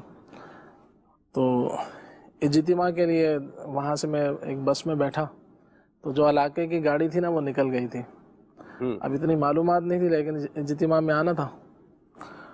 تو وہاں سے جب گاڑی میں بیٹھا تو جب اجتماع کے قریب پہنچا گلزار حبیب کے پاس تو میری آنکھ لگ گئی۔ تو وہاں سے گاڑی آگے نکل کے صدر کی طرف چلی گئی۔ اب وہاں جب وہاں جا کے آنکھ کھلی تو پتہ چلا کہ وہ آپ کنڈکٹر سے پوچھا تو اس نے کہا کہ وہ تو پیچھے رہ گئے۔ اب وہ جیسے ہوتا ہے نا کہ بندہ کسی اجنبی شہر میں آ جاتا ہے تو آپ کو معلوم ہی نہیں تھا، رات کے اچھا خاصا ٹائم بھی تھوڑا لیٹ ہو گیا تھا۔ وہ کچھ سمجھ ہی نہیں پڑ رہی تھی کہ کہاں جاؤں کیا کروں۔ تو پھر وہ کنڈکٹر نے مجھے کہا کہ آپ ایک کام کرو، اسی میں بیٹھے رہو اور جو ہے نا یہ جہاں سے گاڑی آئی ہے نا وہیں جائے گی، تو اورنگی ٹاؤن میں ہی دوبارہ جائے گی۔ تو پھر بس اس میں بیٹھا رہا تو دوبارہ جو ہے وہاں پہنچ گیا۔ تو ایک چیز جب سے ذہن میں ہے کہ بلکہ یوں ہوا تھا کہ اسلامی بھائی ساتھ تھے تو میری آنکھ لگ گئی۔ تو اس میں ایک یہ چیز بھی تھی کہ جب ہمارے ساتھ کوئی اسلامی بھائی ہو نا تو ان کی خبر گیری بھی رکھنی چاہیے۔ تو وہ اتر گئے اور میری آنکھ لگی ہوئی تو میں رہ گیا۔ تو اپنے ساتھ والوں کو بھی خبر گیری رکھنی چاہیے۔ جب ہم کسی کو اجتماع میں جب جا رہے ہیں ساتھ تو پتہ چلا کہ سارے ٹرین سے اتر گئے، وہ بیچارہ سو رہا ہے، وہ کہیں کا کہیں پہنچ جائے۔ تو خیر میں تو شہر کراچی میں ہی تھا، لیکن میں چونکہ چھوٹا تھا تو میرے لیے تو وہ ایسا ہی تھا جیسے میں شاید لاہور چلا گیا، تو معلوم ہی نہیں تھا کہ کہاں ہے کیا ہے، تو حیران پریشان۔ تو بہرحال اس نے تسلی دی کہ جہاں سے آپ آئے گاڑی وہیں جائے گی۔ ہو سکتا ہے وہ یہیں اگر رک جاتی تو پھر میرے لیے پتہ نہیں کیا ہوتا۔ تو اس طرح سے جو ہے نا یہ ایک چیز واقعہ یاد ہے جو کہ اجتماع سے متعلق ہے۔ تو کوشش کرنی چاہیے ہمیں، اس سے میرا ایک ذہن سمجھے کہ یوں بنا کہ جب ہم کسی کو لے کے جائیں، یا ویسے بھی اگر اسلامی بھائی ہمارے ساتھ ہیں تو ہماری اگر وہ ذمہ داری میں نہیں بھی ہیں تو ہمیں تھوڑی سی نظر گھمانی چاہیے کہ جب بس سے اتر رہے ہیں تو یا کہیں سے مسجد میں کوئی مدنی قافلہ ہے یا ہم ویسے ہی کسی کمرے میں ٹھہرے ہیں تو اگر میں نے ساری چیزیں دیکھ بھی لی تو مجھے دوسروں پہ بھی نظر ڈال لینی چاہیے۔ مرحبا۔ کہ ہو سکتا ہے کہ ان کی کسی کی کوئی چیز رہ گئی ہو تو یوں جو ہے کسی کی خیر خواہی ہو جائے گی۔ مرحبا ماشاءاللہ۔ واقعہ بھی ہو گیا اور ساتھ میں کیا ہوگی؟ مرحبا۔ یہی کمال ہے۔ معاف کیجیے گا، لوگ بعض کا جو ہے نا وہ کوئی شرارت کا واقعی سننا چاہ رہے ہوتے ہیں، بعض اوقات یہ بھی ہوتا ہے۔ تو چلیں بہرحال شرارت کا واقعہ بھی خلیل بھائی کوئی نہ کوئی تو ہوگا، بلکہ اب یہ وہ ایک ہے یا بہت سارے ہیں یا کم ہیں یہ تو آپ ہی جانتے ہیں، لیکن اس پر پھر کبھی بات کریں گے۔ ابھی میسیجز پر دوبارہ واپس آ جاتے ہیں۔ جی کلام سنائیں، رمضان کا مہینہ نزدیک آ رہا ہے۔ ٹھیک ہے جی، اللہ برکت دے آپ کو۔ خلیل بھائی سے کلام سنائیں، اذن طیبہ مجھے سرکار مدینہ دے دو۔ مرحبا، کیا پیارے کلام کی فرمائش ہے جی۔ اور پٹھوں کی کمزوری کا کوئی علاج بتا دیں، اللہ آپ کو صحت سلامتی عطا فرمائے، آمین۔ واہ کیا جود و کرم ہے شہ بطحا تیرا، یہ کلام سنائیں۔ اور میری والدہ کی عمر 54 سال ہے، ان کو کچھ چیز کھا لیا تو معدے میں پرابلم ہو جاتا ہے، کچھ بتائیں۔ اللہ پاک آپ کی امی جان کو صحت عطا فرمائے، اور عافیت عطا فرمائے، آمین۔ اور جھنگ سے میسج ہے جی، نعت سنائیں، خاک مدینہ ہوتی میں خاکسار ہوتا۔ نواز بھائی ہیں لودھرا سے، واہ۔ خلیل بھائی سے عرض ہے کہ دمہ کا علاج بتا دیں، اللہ آپ کو صحت اور عافیت عطا فرمائے، سلامتی عطا فرمائے۔ ہمارے مسجد کے ایک بڑے پیارے نمازی ہیں عبدالرشید کاکا، بزرگ آدمی ہیں، ان کے لیے بھی دعا فرمائے، اللہ ان کو بھی صحت عطا فرمائے، اللہ عافیت اور سلامتی والا معاملہ فرمائے۔ لودھرا کی جو گنڈیریاں ہیں نا خالد بھائی، بڑی میٹھی اور لاجواب، میں تو لودھرا کا یہ یعنی مجھے گزرنے کا بھی اتفاق ہوا ہے ابھی ماضی قریب میں ہی، تو وہاں سے جو گنڈیریاں کھائی ہیں نا جی وہ یادگار رہ گئی۔ آگے چلتے ہیں جی گنڈیریوں کے کوئی فائدے بھی بتا دیں۔ یہ تو آپ بتائیں گے نا جی، حکیم تو آپ ہیں، ہم تو دیکھیں ہمیں تو جو مل رہا ہے ہم نے تو یوٹیلائز کر لیا ہے۔ آگے یہ تو آپ بتائیں گے اس کے فائدے ہیں یا نہیں، اور ہیں تو کتنے فائدے ہیں، ٹھیک ہے جی۔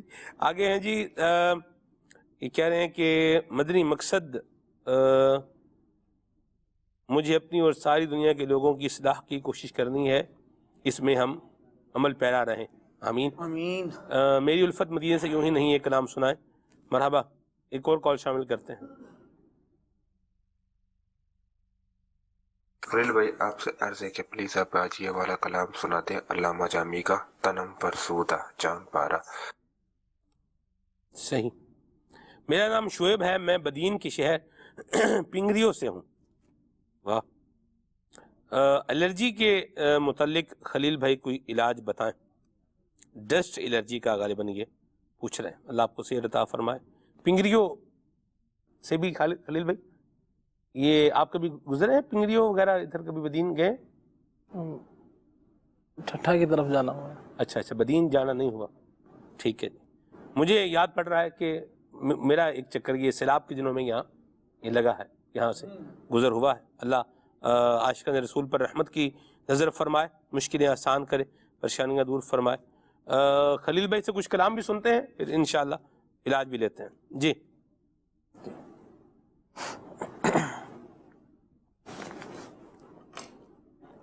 صلو علی الحبیب صلی اللہ تعالی علی محمد صلی اللہ علیہ وآلہ وسلم۔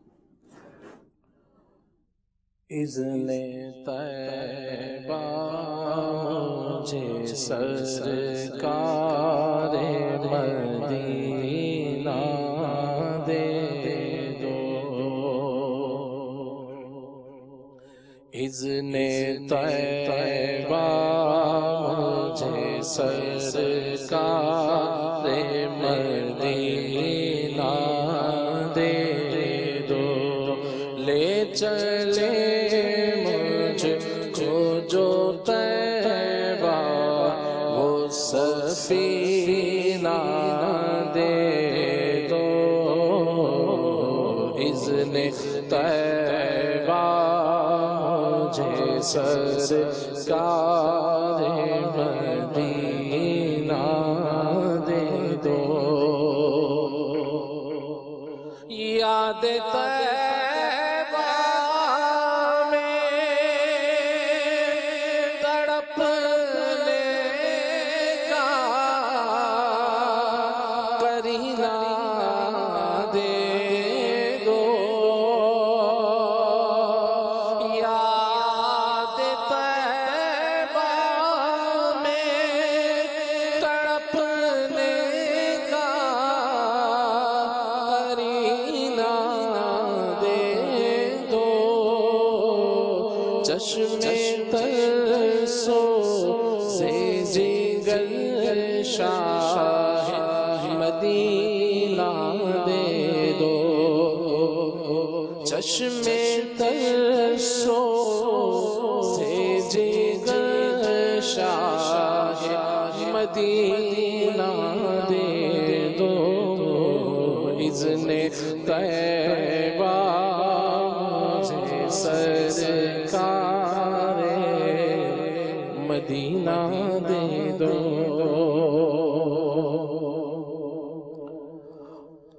اب بلا لیجیے نا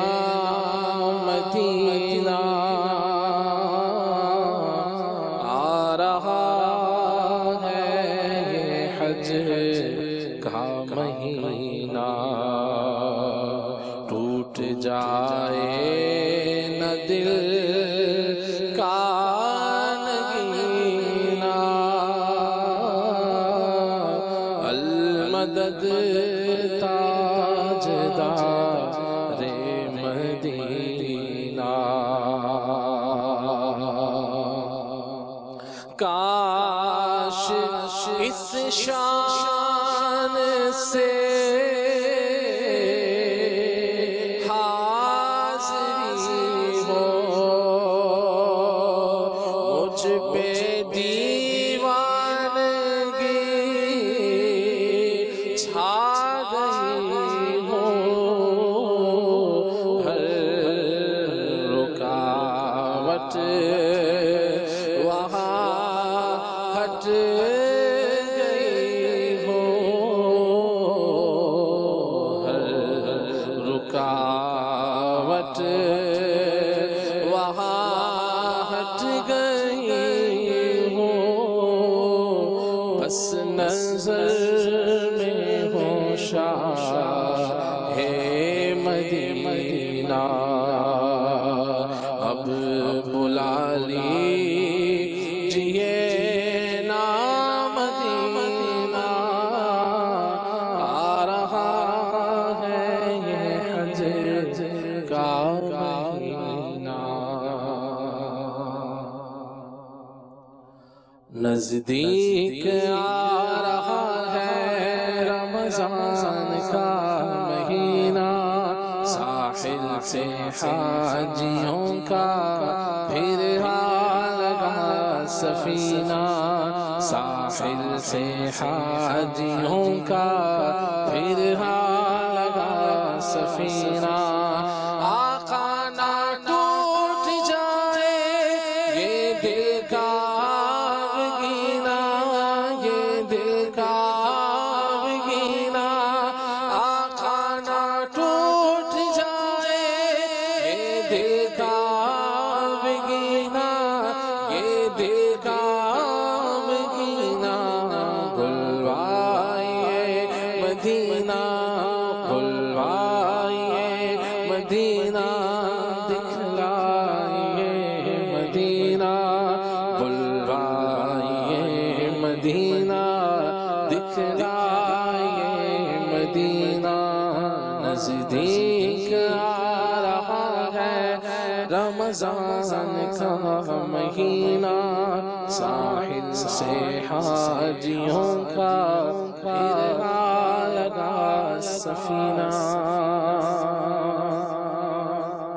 واہ کیا جود و کرم ہے شہ بطحہ تیرا نہیں سنتا ہی نہیں مانگنے والا تیرا نہیں سنتا ہی نہیں مانگنے والا تیرا ایک میں کیا میرے عیسیٰ کی حقیقت کتنی مجھ سے صلات کو کافی ہے اشارہ تیرا مجھ سے صلات کو کافی ہے اشارہ تیرا خاک مدینہ ہوتی خاک مدینہ ہوتی میں خاک سار ہوتا ہوتی رہے مدینہ ہوتی رہے مدینہ میرا غبار ہوتا ہوتی رہے مدینہ میرا غبار ہوتا یہ آرزو دل کی ہوتا وہ سبز گنبد اور میں غبار بن کر اور میں اس پر نثار ہوتا، یہ آرزو دل کی ہوتا وہ سبز گنبد، یہ آرزو دل کی ہوتا وہ سبز گنبد، اور میں غبار بن کر، اور میں غبار بن کر اس پر نثار ہوتا، خاک مدینہ ہوتی، خاک مدینہ ہوتی، میں خاک سار ہوتا۔ شکریہ تار کا، شکریہ تار کا، شکریہ تار کا، شکریہ تار کا، شکریہ تار کا، شکریہ تار کا، کرے اس غم سے ہو نہ پائے گا ادا تار کا، شکریہ تار کا، شکریہ تار کا، شکریہ تار کا، شکریہ تار کا، شکریہ تار کا، من جو دل من جان بھنج پیرتے قربان، من جو دل من جان پیرتے قربان، پوچھو نا ہم سے کیا کیا عطار نے دیا ہے، رب کی رضا کا راستہ، رب کی رضا کا راستہ، رب کی رضا کا راستہ عطار نے دیا ہے، پوچھو نا ہم سے کیا کیا عطار نے دیا ہے، شکریہ تار کا، شکریہ تار کا، شکریہ تار کا، شکریہ تار کا، جاری ہے مدنی چینل جو خیر ہے مکمل، جاری ہے مدنی چینل جو خیر ہے مکمل، بچے بڑے سبھی کی امید کا ہے جو پھل، کیسا حسین صحفہ، کیسا حسین صحفہ، کیسا حسین صحفہ عطار نے دیا ہے، پوچھو نا ہم سے کیا عطار نے دیا ہے، شکریہ تار کا، شکریہ تار کا، شکریہ تار کا، شکریہ تار کا۔ مرحبا، ماشاءاللہ۔ آئیے آپ کو خلیفہ امیر اہل سنت کا ایک ویڈیو پیکیج دکھاتے ہیں، سب سے اولا والا ہمارا نبی۔ تمام انبیاء کرام علیہ السلام کے جملہ کمالات، تمام محاسن، جمیع اوصاف اور سارے کے سارے معجزات آپ علیہ السلام کی ذات میں موجود ہیں۔ تو پھر ہم کہیں گے ایسا طالب کوئی نہیں ہے، طالب کے معنی چاہنے والا، ایسا طالب کوئی نہیں ہے جیسا حق تعالی ہے، ایسا طالب کوئی نہیں ہے، ایسا طالب کوئی نہیں ہے جیسا حق تعالی ہے، کوئی نہیں محبوب بھی ایسا جیسا شاہ والا ہے۔ اللہ تبارک و تعالیٰ نے اپنی عطا سے آپ علیہ السلام کو ایسا زبردست اختیار اور قوت عطا فرمائیے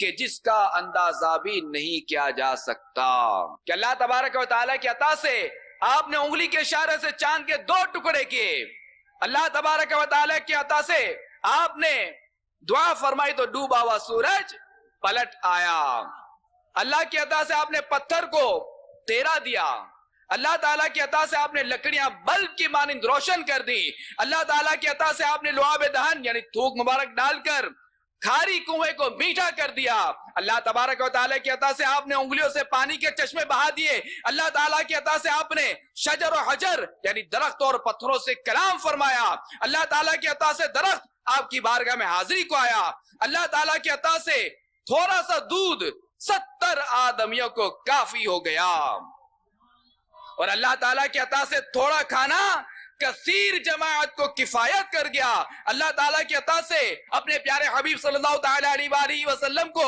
سراپا معجزہ بنا کر بھیجا ہے۔ چنانچہ پارہ 4 سورہ نساء آیت نمبر 174 میں ارشاد ہوتا ہے، یا ایھا الناس قد جاءکم برہان من ربکم وانزلنا الیکم نورا مبینا، اے لوگو بے شک تمہارے پاس اللہ کی طرف سے واضح دلیل آئی اور ہم نے تمہاری طرف روشن نور اتارا۔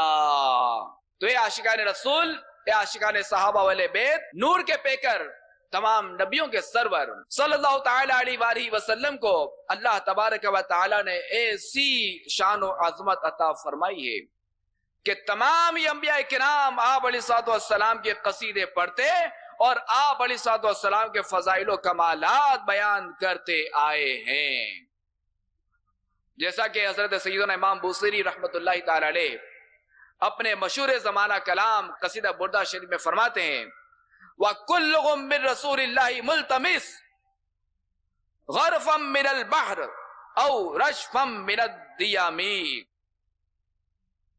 یعنی تمام انبیاء کرام علیہم السلام رسول کریم صلی اللہ تعالی علیہ وسلم کے بحر کرم سے ایک چلو یا بارش کے ایک قطرے کے طلبگار ہیں۔ اسی ضمن میں امام اہل سنت امام احمد رضا خان علیہ رحمت الرحمن نے جو ارشاد فرمایا، آئیے اس کا خلاصہ سنتے ہیں۔ فرماتے ہیں کہ تمام انبیاء کرام علیہ السلام اپنی پاک محافل و مجالس میں خاتم النبیین صلی اللہ تعالی علیہ وسلم کے فضائل و مناقب بیان کرتے اور اپنی محفلوں کو حضور علیہ السلام کی تعریف و توصیف سے مزین کرتے، انہیں زینت دیتے اور اپنی امتوں سے حضور پر نور پر ایمان لانے اور آپ کی مدد کرنے کا وعدہ لیتے۔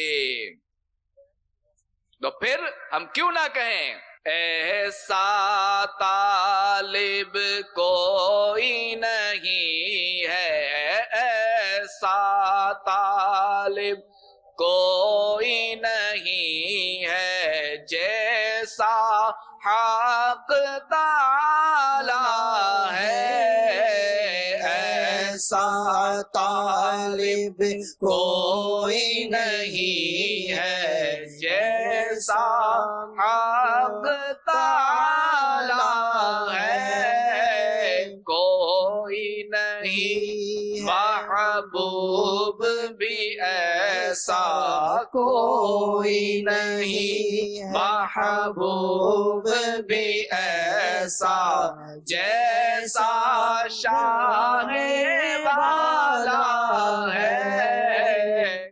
واہ واہ واہ واہ واہ، سبحان اللہ سبحان اللہ، کیا پیارا انداز ہے خلیفہ میری سنت کا۔ اللہ تبارک تعالیٰ ان کو صحت سلامتی عافیت تندرستی عطا فرمائے۔ دوبارہ الحمدللہ بنگلہ دیش میں کرم فرما ہے اور ماشاءاللہ الکریم نیکی کی دعوت کا سلسلہ جاری ہے، اجتماعات بھی ہو رہے ہیں، بیانات بھی ہو رہے ہیں، مدنی حلقے بھی ہو رہے ہیں اور دعائے افطار کے سلسلے بھی ہو رہے ہیں۔ سبحان اللہ، بنگلہ دیش کے عاشقان رسول کے لیے بڑی سعادت مندی کی بات ہے، خلیفہ امیر سنت وہاں پر موجود ہیں۔ اللہ تعالیٰ ہم سب کو ان سے فیض حاصل کرنے کی توفیق عطا فرمائے، آمین۔ حضور کی تعریف ہوئی تو حضرت علامہ عبدالغنی نابلوسی کی زندگی میں اگر اس کو دیکھیں آقا کریم کی تعریف کو مشید بھائی تو کیا کہیں گے آپ؟ سبحان اللہ۔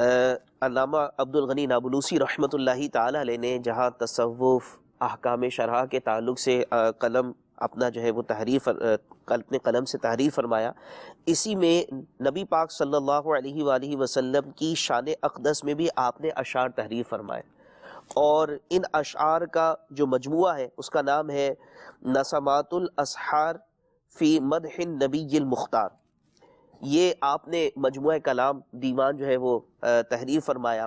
اب اس کے اشعار، ظاہر بات ہے جب علماء لکھتے ہیں تو ان کی تحریر میں بھی علمی نکات ہوتے ہیں، وہ ایک لفظ میں بہت پیاری بات کہہ جاتے ہیں، جیسے اعلیٰ حضرت رحمۃ اللہ تعالی علیہ کا ہدایت بخشش ہے۔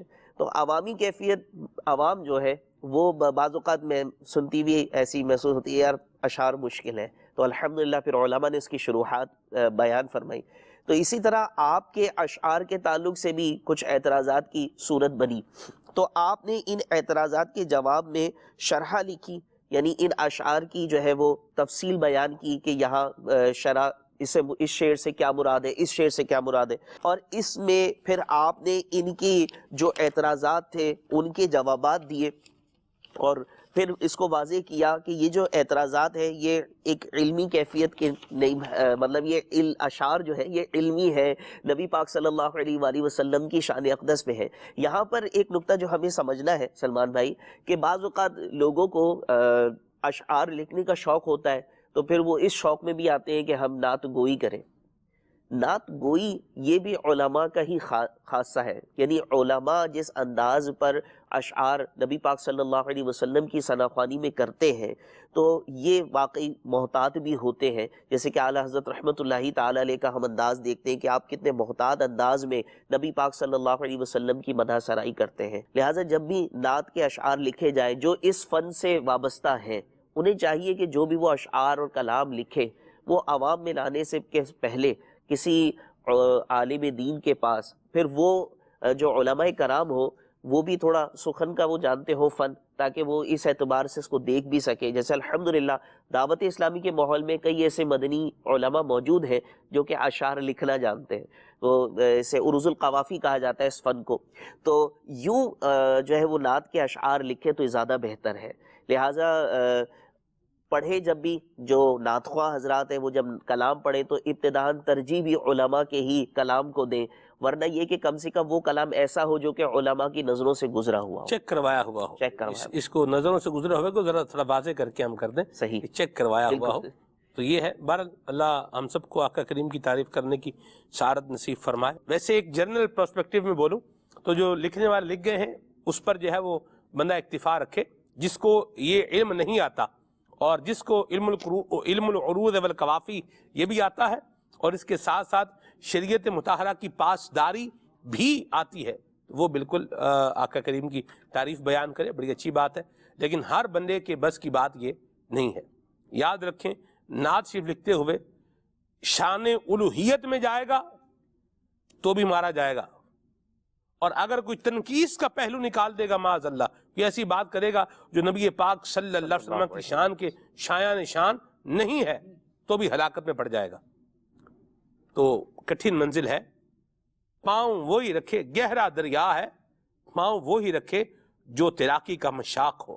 اور لکھنے کے حوالے سے میں آپ کو بات شیئر کروں پیارے مشید بھائی، خالد بھائی، میں نے امیر اہل سنت سے ایک بات شیئر کی لکھنے کے بارے میں کہ میں یہ لکھ رہا ہوں، اور میں اپنے دل میں سوچ رہا تھا کہ اس پر میری کیا ہوگی، بڑی تحسین ہوگی، واہ بھائی واہ، اس طرح جس طرح ہوتا ہے بندے کو۔ تو میں نے امیر اہل سنت سے یوں کہا کہ جی یوں میں یہ لکھ رہا ہوں اور یوں میں جہنم کر رہا ہوں۔ ایک مضمون تھا وہ لکھ رہا تھا، امیر اہل سنت نے مجھے ارشاد فرمایا، اس کا ایسنس یہ ہے کہ آپ نے بڑے مشکل مرحلے کا جو ہے وہ انتخاب کیا ہے آپ نے، اور پھر اس پر ایک کسی بزرگ کا ایک قول مجھے بھیجا، اور اس میں یہ تھا کہ اگر میں ایک تحریر لکھنا ہوں، اس میں اگر ایک لفظ لکھتا ہوں تو تحریر تو بڑی عمدہ اور اعلیٰ بن جائے گی لیکن جھوٹ شامل ہو جائے گا۔ تحریر کیا ہو جائے گی، وہ لائن کیا ہو جائے گی، بڑی زبردست ہو جائے گی، لیکن جھوٹ کیا ہے بیچ میں ایڈ ہو جائے گا. تو یوں کر کے مجھے نصیحت بھی فرمائی، اور وہ جو میں نے لکھ کر ایک اس کا بھیجا تھا، ایک عبارت لکھ کر بھیجی تھی، اس عبارت کی تصحیح بھی مجھے جو ہے وہ فرمائی کہ اس کو یوں نہیں، اس کو یوں لکھتے ہیں، اس کا فصیح ورژن کیا ہے. یہ پورا ایک ماشاءاللہ. تو میں جو بات بتانا چاہ رہا تھا وہ کیا ہے، وہ یہ ہے کہ لکھنے والے بھی جب لکھنے پر آئیں تو وہ بھی یاد رکھیں کہ اس لکھے ہوئے کا بھی کیا ہے، حساب ہے. صحیح. الکتاب کالخطاب یہ بھی کہا گیا ہے. ٹھیک ہے جی. تو بہرحال یہ جو لکھا ہوا ہے یہ بولنے والے، یہ بولے جانے والے کی طرح ہے. یہ بھی جملے اور جزیات موجود ہیں کتابوں کے اندر. اللہ ہمیں عافیت عطا فرمائے. جو کرے تو پھر صحیح کرے، ورنہ پھر جو ہے اسی سے فائدہ حاصل کر لیں تو اس میں عافیت کی راہ نکلے گی انشاءاللہ. خلیل بھائی سے کچھ علاج لیتے ہیں پھر آگے چلتے ہیں. صلو علی الحبیب صلی اللہ تعالی علی محمد صلی اللہ علیہ وآلہ وسلم. اللہ کریم ہمارے مریضوں پر نظر رحمت فرمائے. سب سے پہلے خارش وغیرہ کے حوالے سے چنبل وغیرہ کا ذکر کیا تھا، تو اس کے لیے کیا کھائیں تو اس سے پہلے یہ غور کر لیں کہ کیا نہ کھائیں. جیسے اس میں عام طور سے انڈا، مچھلی، بڑے کا گوشت، چائے وغیرہ نقصان دہ ہوتی ہے، تو اس سے بچا جائے، اور پانی زیادہ پئیں اور سبزی اور فروٹ کثرت سے استعمال کریں. تو اللہ نے چاہا تو انشاءاللہ اس سے بھی آپ کو فائدہ حاصل ہوگا. اور ساتھ میں جو ہے 2 علاج میں عرض کر دیتا ہوں. ایک تو مختصر سا ہے کہ عناب کے نام سے ایک جڑی بوٹی جسے کہتے ہیں، تو بیر کی طرح چھوٹے چھوٹے ہوتے ہیں. تو یہ رات کو 8-10 دانے نیم گرم پانی میں یا گرم پانی میں، جو بھی پانی ہو، سادہ پانی ہو، اس میں بھگو کے رکھ دیں، اور صبح جو ہے اس پانی کو پی لیا جائے. تو یہ بھی انشاءاللہ اس حوالے سے مفید رہتا ہے خارش وغیرہ کے معاملات میں. اور اس کے علاوہ اگر آپ کچھ مزید بنانا چاہیں، جیسے اگر پرانا مسئلہ حل نہیں ہو رہا، تو اس میں آپ یوں بھی کر سکتے ہیں. چند جڑی بوٹیوں کا میں نام لے رہا ہوں، آپ نوٹ فرما لیجئے. کشنیز کہتے ہیں دھنیے کو، خشک دھنیا جو ہوتا ہے یہ آپ نے لینا ہے، اور آملہ، اور اسی طرح سے نمبر 3 چاسکو. بعض لوگ اس کو چاکسو بھی کہتے ہیں، تو جو بھی آپ کہہ لیں، چاسکو یا چاکسو، تو یہ لینا ہے آپ نے. اور باب چی، اور اس کے ساتھ جو ہے گل منڈی یا منڈی بوٹی کہا جاتا ہے. دوبارہ سماعت فرما لیں. کشنیز، خشک آملہ، اور چاسکو، اور گل منڈی، اور 5ویں چیز ہے باب چی. تو یہ سب چیزیں آپ نے لینی ہے 50-50 گرام، اور اس کے اندر پاؤ بھر مصری ملا لیجئے. تو یہ دوائیں چونکہ ان کا کچھ کا اس طرح سے ہے کہ یہ کڑوی ہوتی ہیں، تو اس طرح مکس ہو جائیں گی. یہ مصری اس میں مکس کر لیں گے تو یہ صحیح طریقے سے آپ کھا سکیں گے. تو صبح و شام آدھی چمچ اس کو پانی سے لے لیجئے. تو انشاءاللہ عز و جل اس حوالے سے فائدہ حاصل ہوگا. مزید جو ہے وہ پٹھوں کی کمزوری کے حوالے سے پوچھا، تو پٹھوں کی کمزوری کے لیے انجیر کا استعمال بہت زیادہ مفید ہے. بکرے کا گوشت بنا کر استعمال کیا جائے، یعنی جو پیسے دواؤں پہ لگانے ہیں وہ غذا پر لگا لیں. تو بکرے کے گوشت میں شوربے والا جیسے بنا کر اس کے اندر تھوڑا سا جو ہے وہ کدو شریف ڈال لیا جائے، تو اس کو استعمال کریں تو انشاءاللہ یہ بھی اس حوالے سے مفید رہے گا. ایک علاج میں انشاءاللہ عرض کر دیتا ہوں. بادام، پستہ اور اخروٹ، یہ 3 چیزیں آپ نے لینی ہیں 60 گرام. اور 2 چیزیں اس میں جو ہے وہ جڑی بوٹیوں سے، جس کو عام طور سے کہا جاتا ہے جڑی بوٹیاں، تو اس کا تعلق ہے. اسگن ناگوری، یہ بھی آپ نے 60 گرام لینا ہے. اور ایک ہے کست شیری بھی کہا جاتا ہے، کست شیری بھی کہہ دیتے ہیں، تو یہ بھی 60 گرام لینا ہے. اور اسگن ناگوری بھی 60 گرام، باقی یہ 3 چیزیں یہ بھی 60 گرام. تو اس کو میٹھا کرنا ہے تو اس میں دیسی کھانڈ جو ہوتی ہے، شکر ہوتی ہے، تو وہ بھی 100 گرام مکس کر لیجئے. تو یہ 5 چیزیں، اور اگر آپ نے میٹھا کرنا ہے تو اس کو میٹھا بھی کر سکتے ہیں. تو ان کو اچھے پیس کر مکس کر لیں، اور صبح شام دودھ کے ساتھ اس کو استعمال کریں. ہو سکے تو یہ نہ کرنا ہو تو انجیر 2 جو ہے وہ کھانے کے بعد استعمال کر سکتے ہیں. تو یہ بھی پٹھوں کی کمزوری کے لیے بہت اچھا علاج ہے. اسی طرح سے معدے کے حوالے سے پوچھا ہے کہ معدے میں درد ہوتا ہے، تو اس کے لیے اس کا بہت بڑا تعلق کھانے پینے سے ہی ہے. چائے کو روک دیجئے. اسی طرح سے جو بھاری غذائیں ہوتی ہیں، تلی ہوئی چیزیں، ان کو اس سے اجتناب کیا جائے. تو میں مختصر سا علاج عرض کر دیتا ہوں. آپ لے لیں سونف اور خشک آملہ. خشک آملہ یہ بھی جڑی بوٹیوں کی دکان سے مل جاتا ہے، سونف تو مشہور چیز ہے، تو یہ دونوں چیزوں کو ہم وزن لے کر اس کو پیس لیجئے اور کھانے کے بعد آدھی چمچ استعمال کر لیں تینوں ٹائم، تو انشاءاللہ عز و جل یہ جو جسے انہوں نے کہا نا کہ کھاتے ہیں تو تکلیف ہوتی ہے، تو بعض اوقات جلن کو بھی جلن ہوتی ہے، تو شاید یہ مراد ہو، یا ویسے ہی تکلیف ہوتی ہے، تو اس تقریباً چیزوں میں جو معدے کے معاملات ہوتے ہیں تو اس میں انشاءاللہ یہ مفید رہے گا۔ خشک آملہ اور سونف ہم وزن جیسے 100 گرام لے کر اس کو پیس لیا جائے، اور ساتھ میں جو ہے ایک یہ بھی تھا کہ دمے کا علاج، تو دمے کے لیے آپ جو ہے مستقل جو ہے انجیر کا استعمال کریں، 2 انجیر جو ہے کھانے کے بعد استعمال کریں تو انشاءاللہ یہ بھی اس حوالے سے مفید رہتی ہیں۔ اور ڈسٹ الرجی وغیرہ جو فرمایا تھا سلمان بھائی نے، تو یہ بھی ایک کسی کا مسئلہ تھا، تو اس کے لیے آپ 3 چیزیں لے لیجئے، میتھی دانہ تقریباً 50 گرام، اور دارچینی جو ہے وہ 20 گرام، اور چھوٹی الائچی یہ 10 گرام، ان کو پیس کے رکھ لیجئے، صبح شام نیم گرم پانی سے آدھی چمچ استعمال کیجئے، تو اللہ نے چاہا تو انشاءاللہ الرجی وغیرہ سے بھی فائدہ حاصل ہوگا۔ صلو علی الحبیب صلی اللہ تعالی علی محمد صلی اللہ علیہ وسلم۔ اللہ تعالیٰ سارے مریضوں کو شفا اور سلامتی عطا فرمائے، آمین آمین۔ خالد بھائی میں چاہوں گا حضرت علامہ عبدالغنی نابلوسی رحمۃ اللہ علیہ کے حوالے سے علماء کی کیا رائے تھی، انہوں نے آپ کی تعریف میں کیا کچھ کہا، اس کا بھی کچھ ذکر فرمائیں۔ سیدنا عبدالغنی نابلوسی رحمۃ اللہ تعالیٰ علیہ کیونکہ علماء میں سے تھے اور کثیر الکتب مصنف تھے، بہت ساری کتابیں آپ نے لکھی تھی، 250 آپ کی تعداد کتابوں کی بیان کی گئی، اور الحمدللہ اصلاح اعمال کے نام سے آپ کی ایک کتاب کا ترجمہ مکتبۃ المدینہ سے شائع ہوا ہے، اس میں آپ کی 210 کتابوں کی فہرست بھی شامل ہے۔ علماء نے آپ کے بارے میں کیا کیا تعریفی کلمات کا ہے اور کیا کیا انداز اختیار کیے۔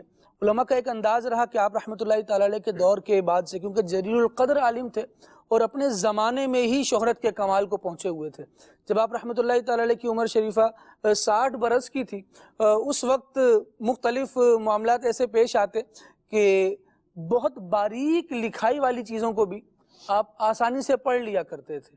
آپ کا ایک علم کی طرف ایسا شغف تھا کہ اس عمر میں بھی پڑھنے کا ایک کام جاری تھا، تو تصنیف بھی کافی ساری کی ہوئی تھی، اور علماء آپ کی طرف رجوع کرتے، اور آپ نے خود کئی علماء کی طرف رجوع کر کے علم دین حاصل کیا تھا، جن کی کتابوں کو پڑھا، جن کی کتابوں پر حواشی لکھے، ان میں شیخ اکبر رحمۃ اللہ تعالی علیہ جیسے بڑے بڑے جلیل القدر علماء شامل ہیں۔ تو آپ رحمۃ اللہ تعالی علیہ کی تعریف بیان کرتے ہوئے سیدی اعلیٰ حضرت رحمۃ اللہ تعالی علیہ نے جو القابات ارشاد فرمائے، اس میں لکھا عارف باللہ ناصح الامہ، امت کو نصیحتیں کرنے والے، اللہ تبارک و تعالی کی معرفت رکھنے والے، کون؟ علامہ عبدالغنی نابلوسی رحمۃ اللہ تعالی علیہ۔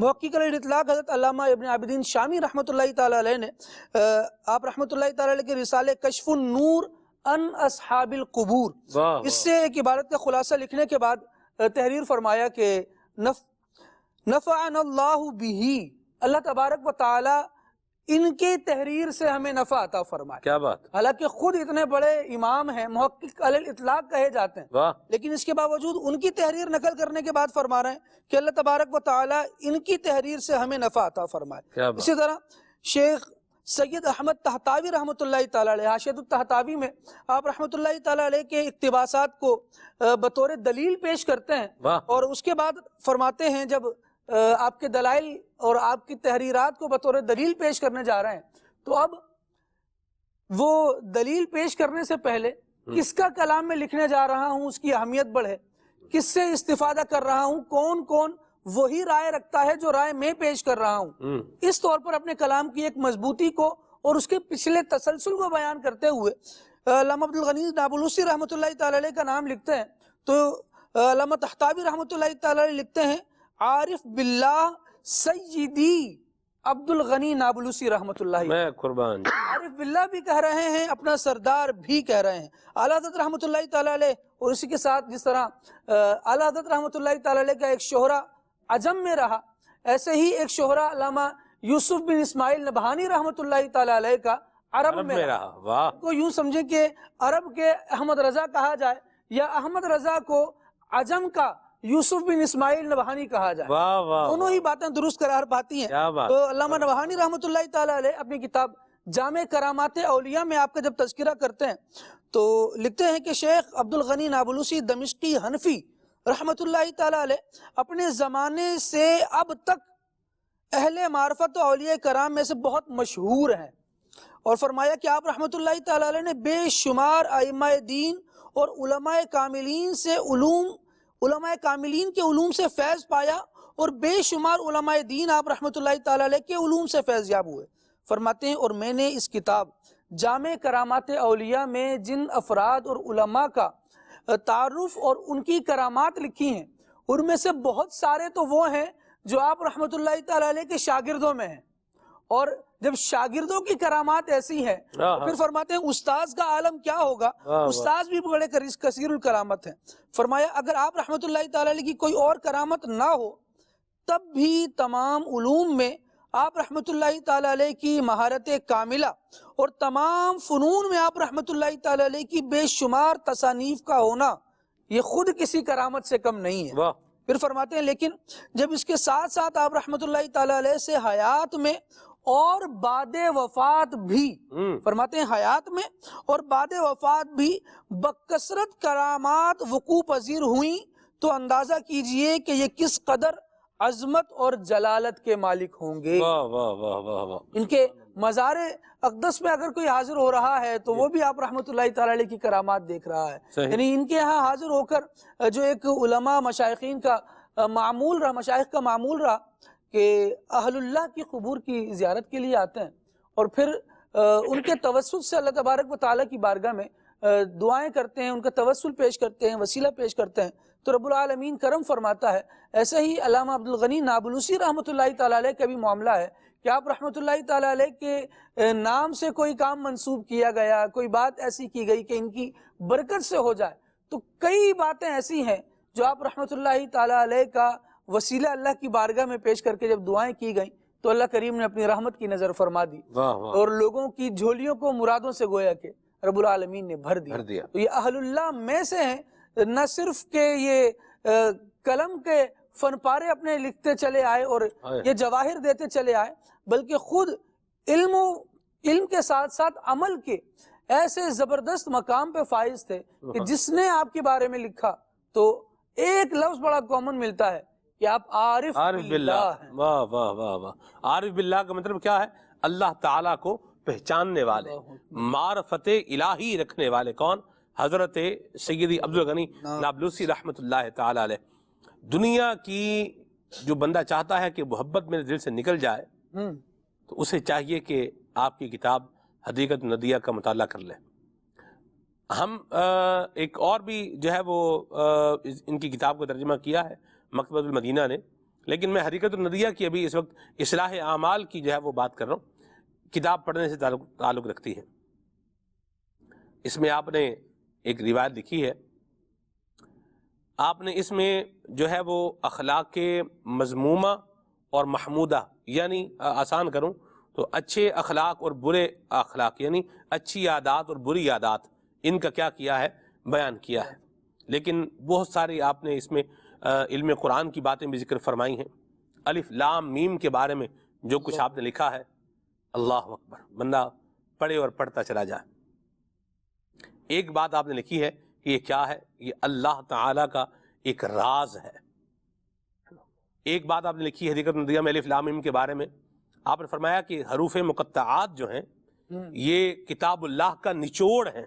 اللہ اکبر. ایک اور بات لکھی ہے جو آپ نے الف لام میم کے بارے میں، وہ یہ لکھی ہے، آپ فرماتے ہیں کہ یہ ہر حرف الف لام اور میم یہ اللہ تبارک و تعالیٰ کے اسماء کا کیا کر رہا ہے؟ پتہ دے رہا ہے.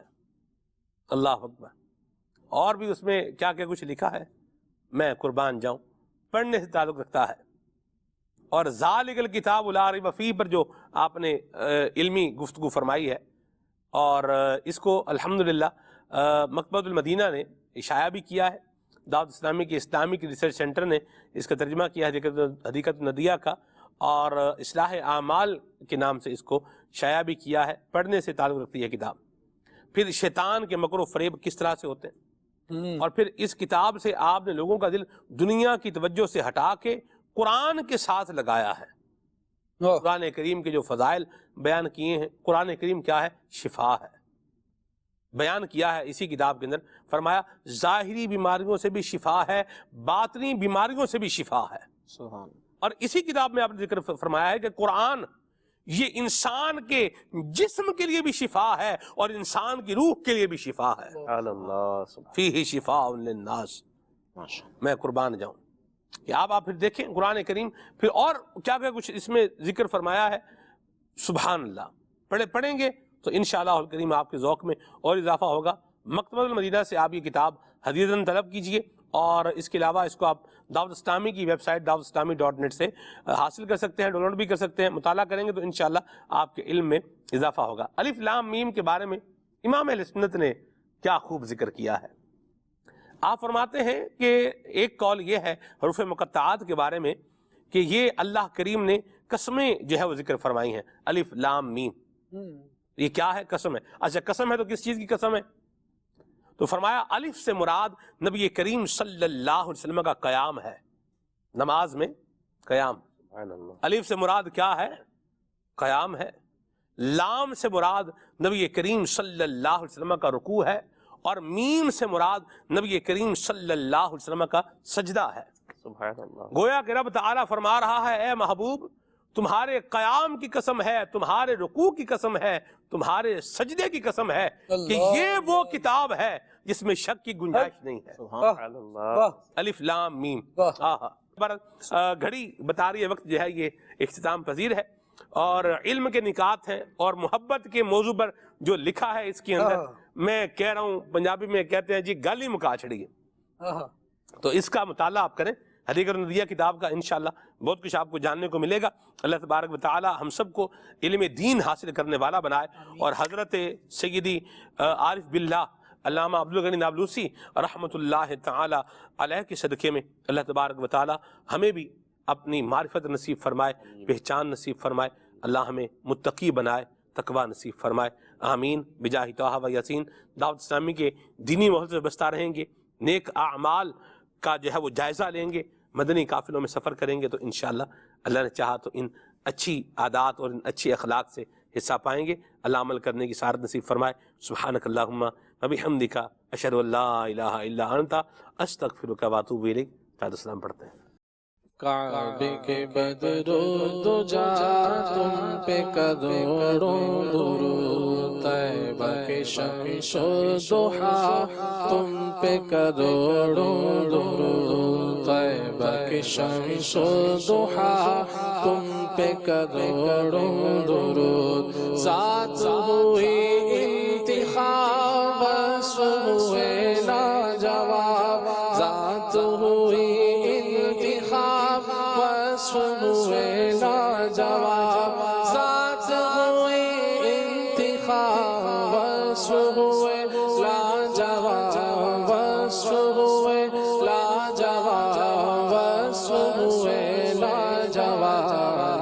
نہ ہوا مصطفیٰ تم پہ کروڑوں درود، نہ ہوا مصطفیٰ تم پہ کروڑوں درود. کام وہ لے لیجئے تم کو جو راضی کرے، کام وہ لے لیجئے تم کو جو راضی کرے، کام وہ لے لیجئے تم کو جو راضی کرے، تم کو جو راضی کرے.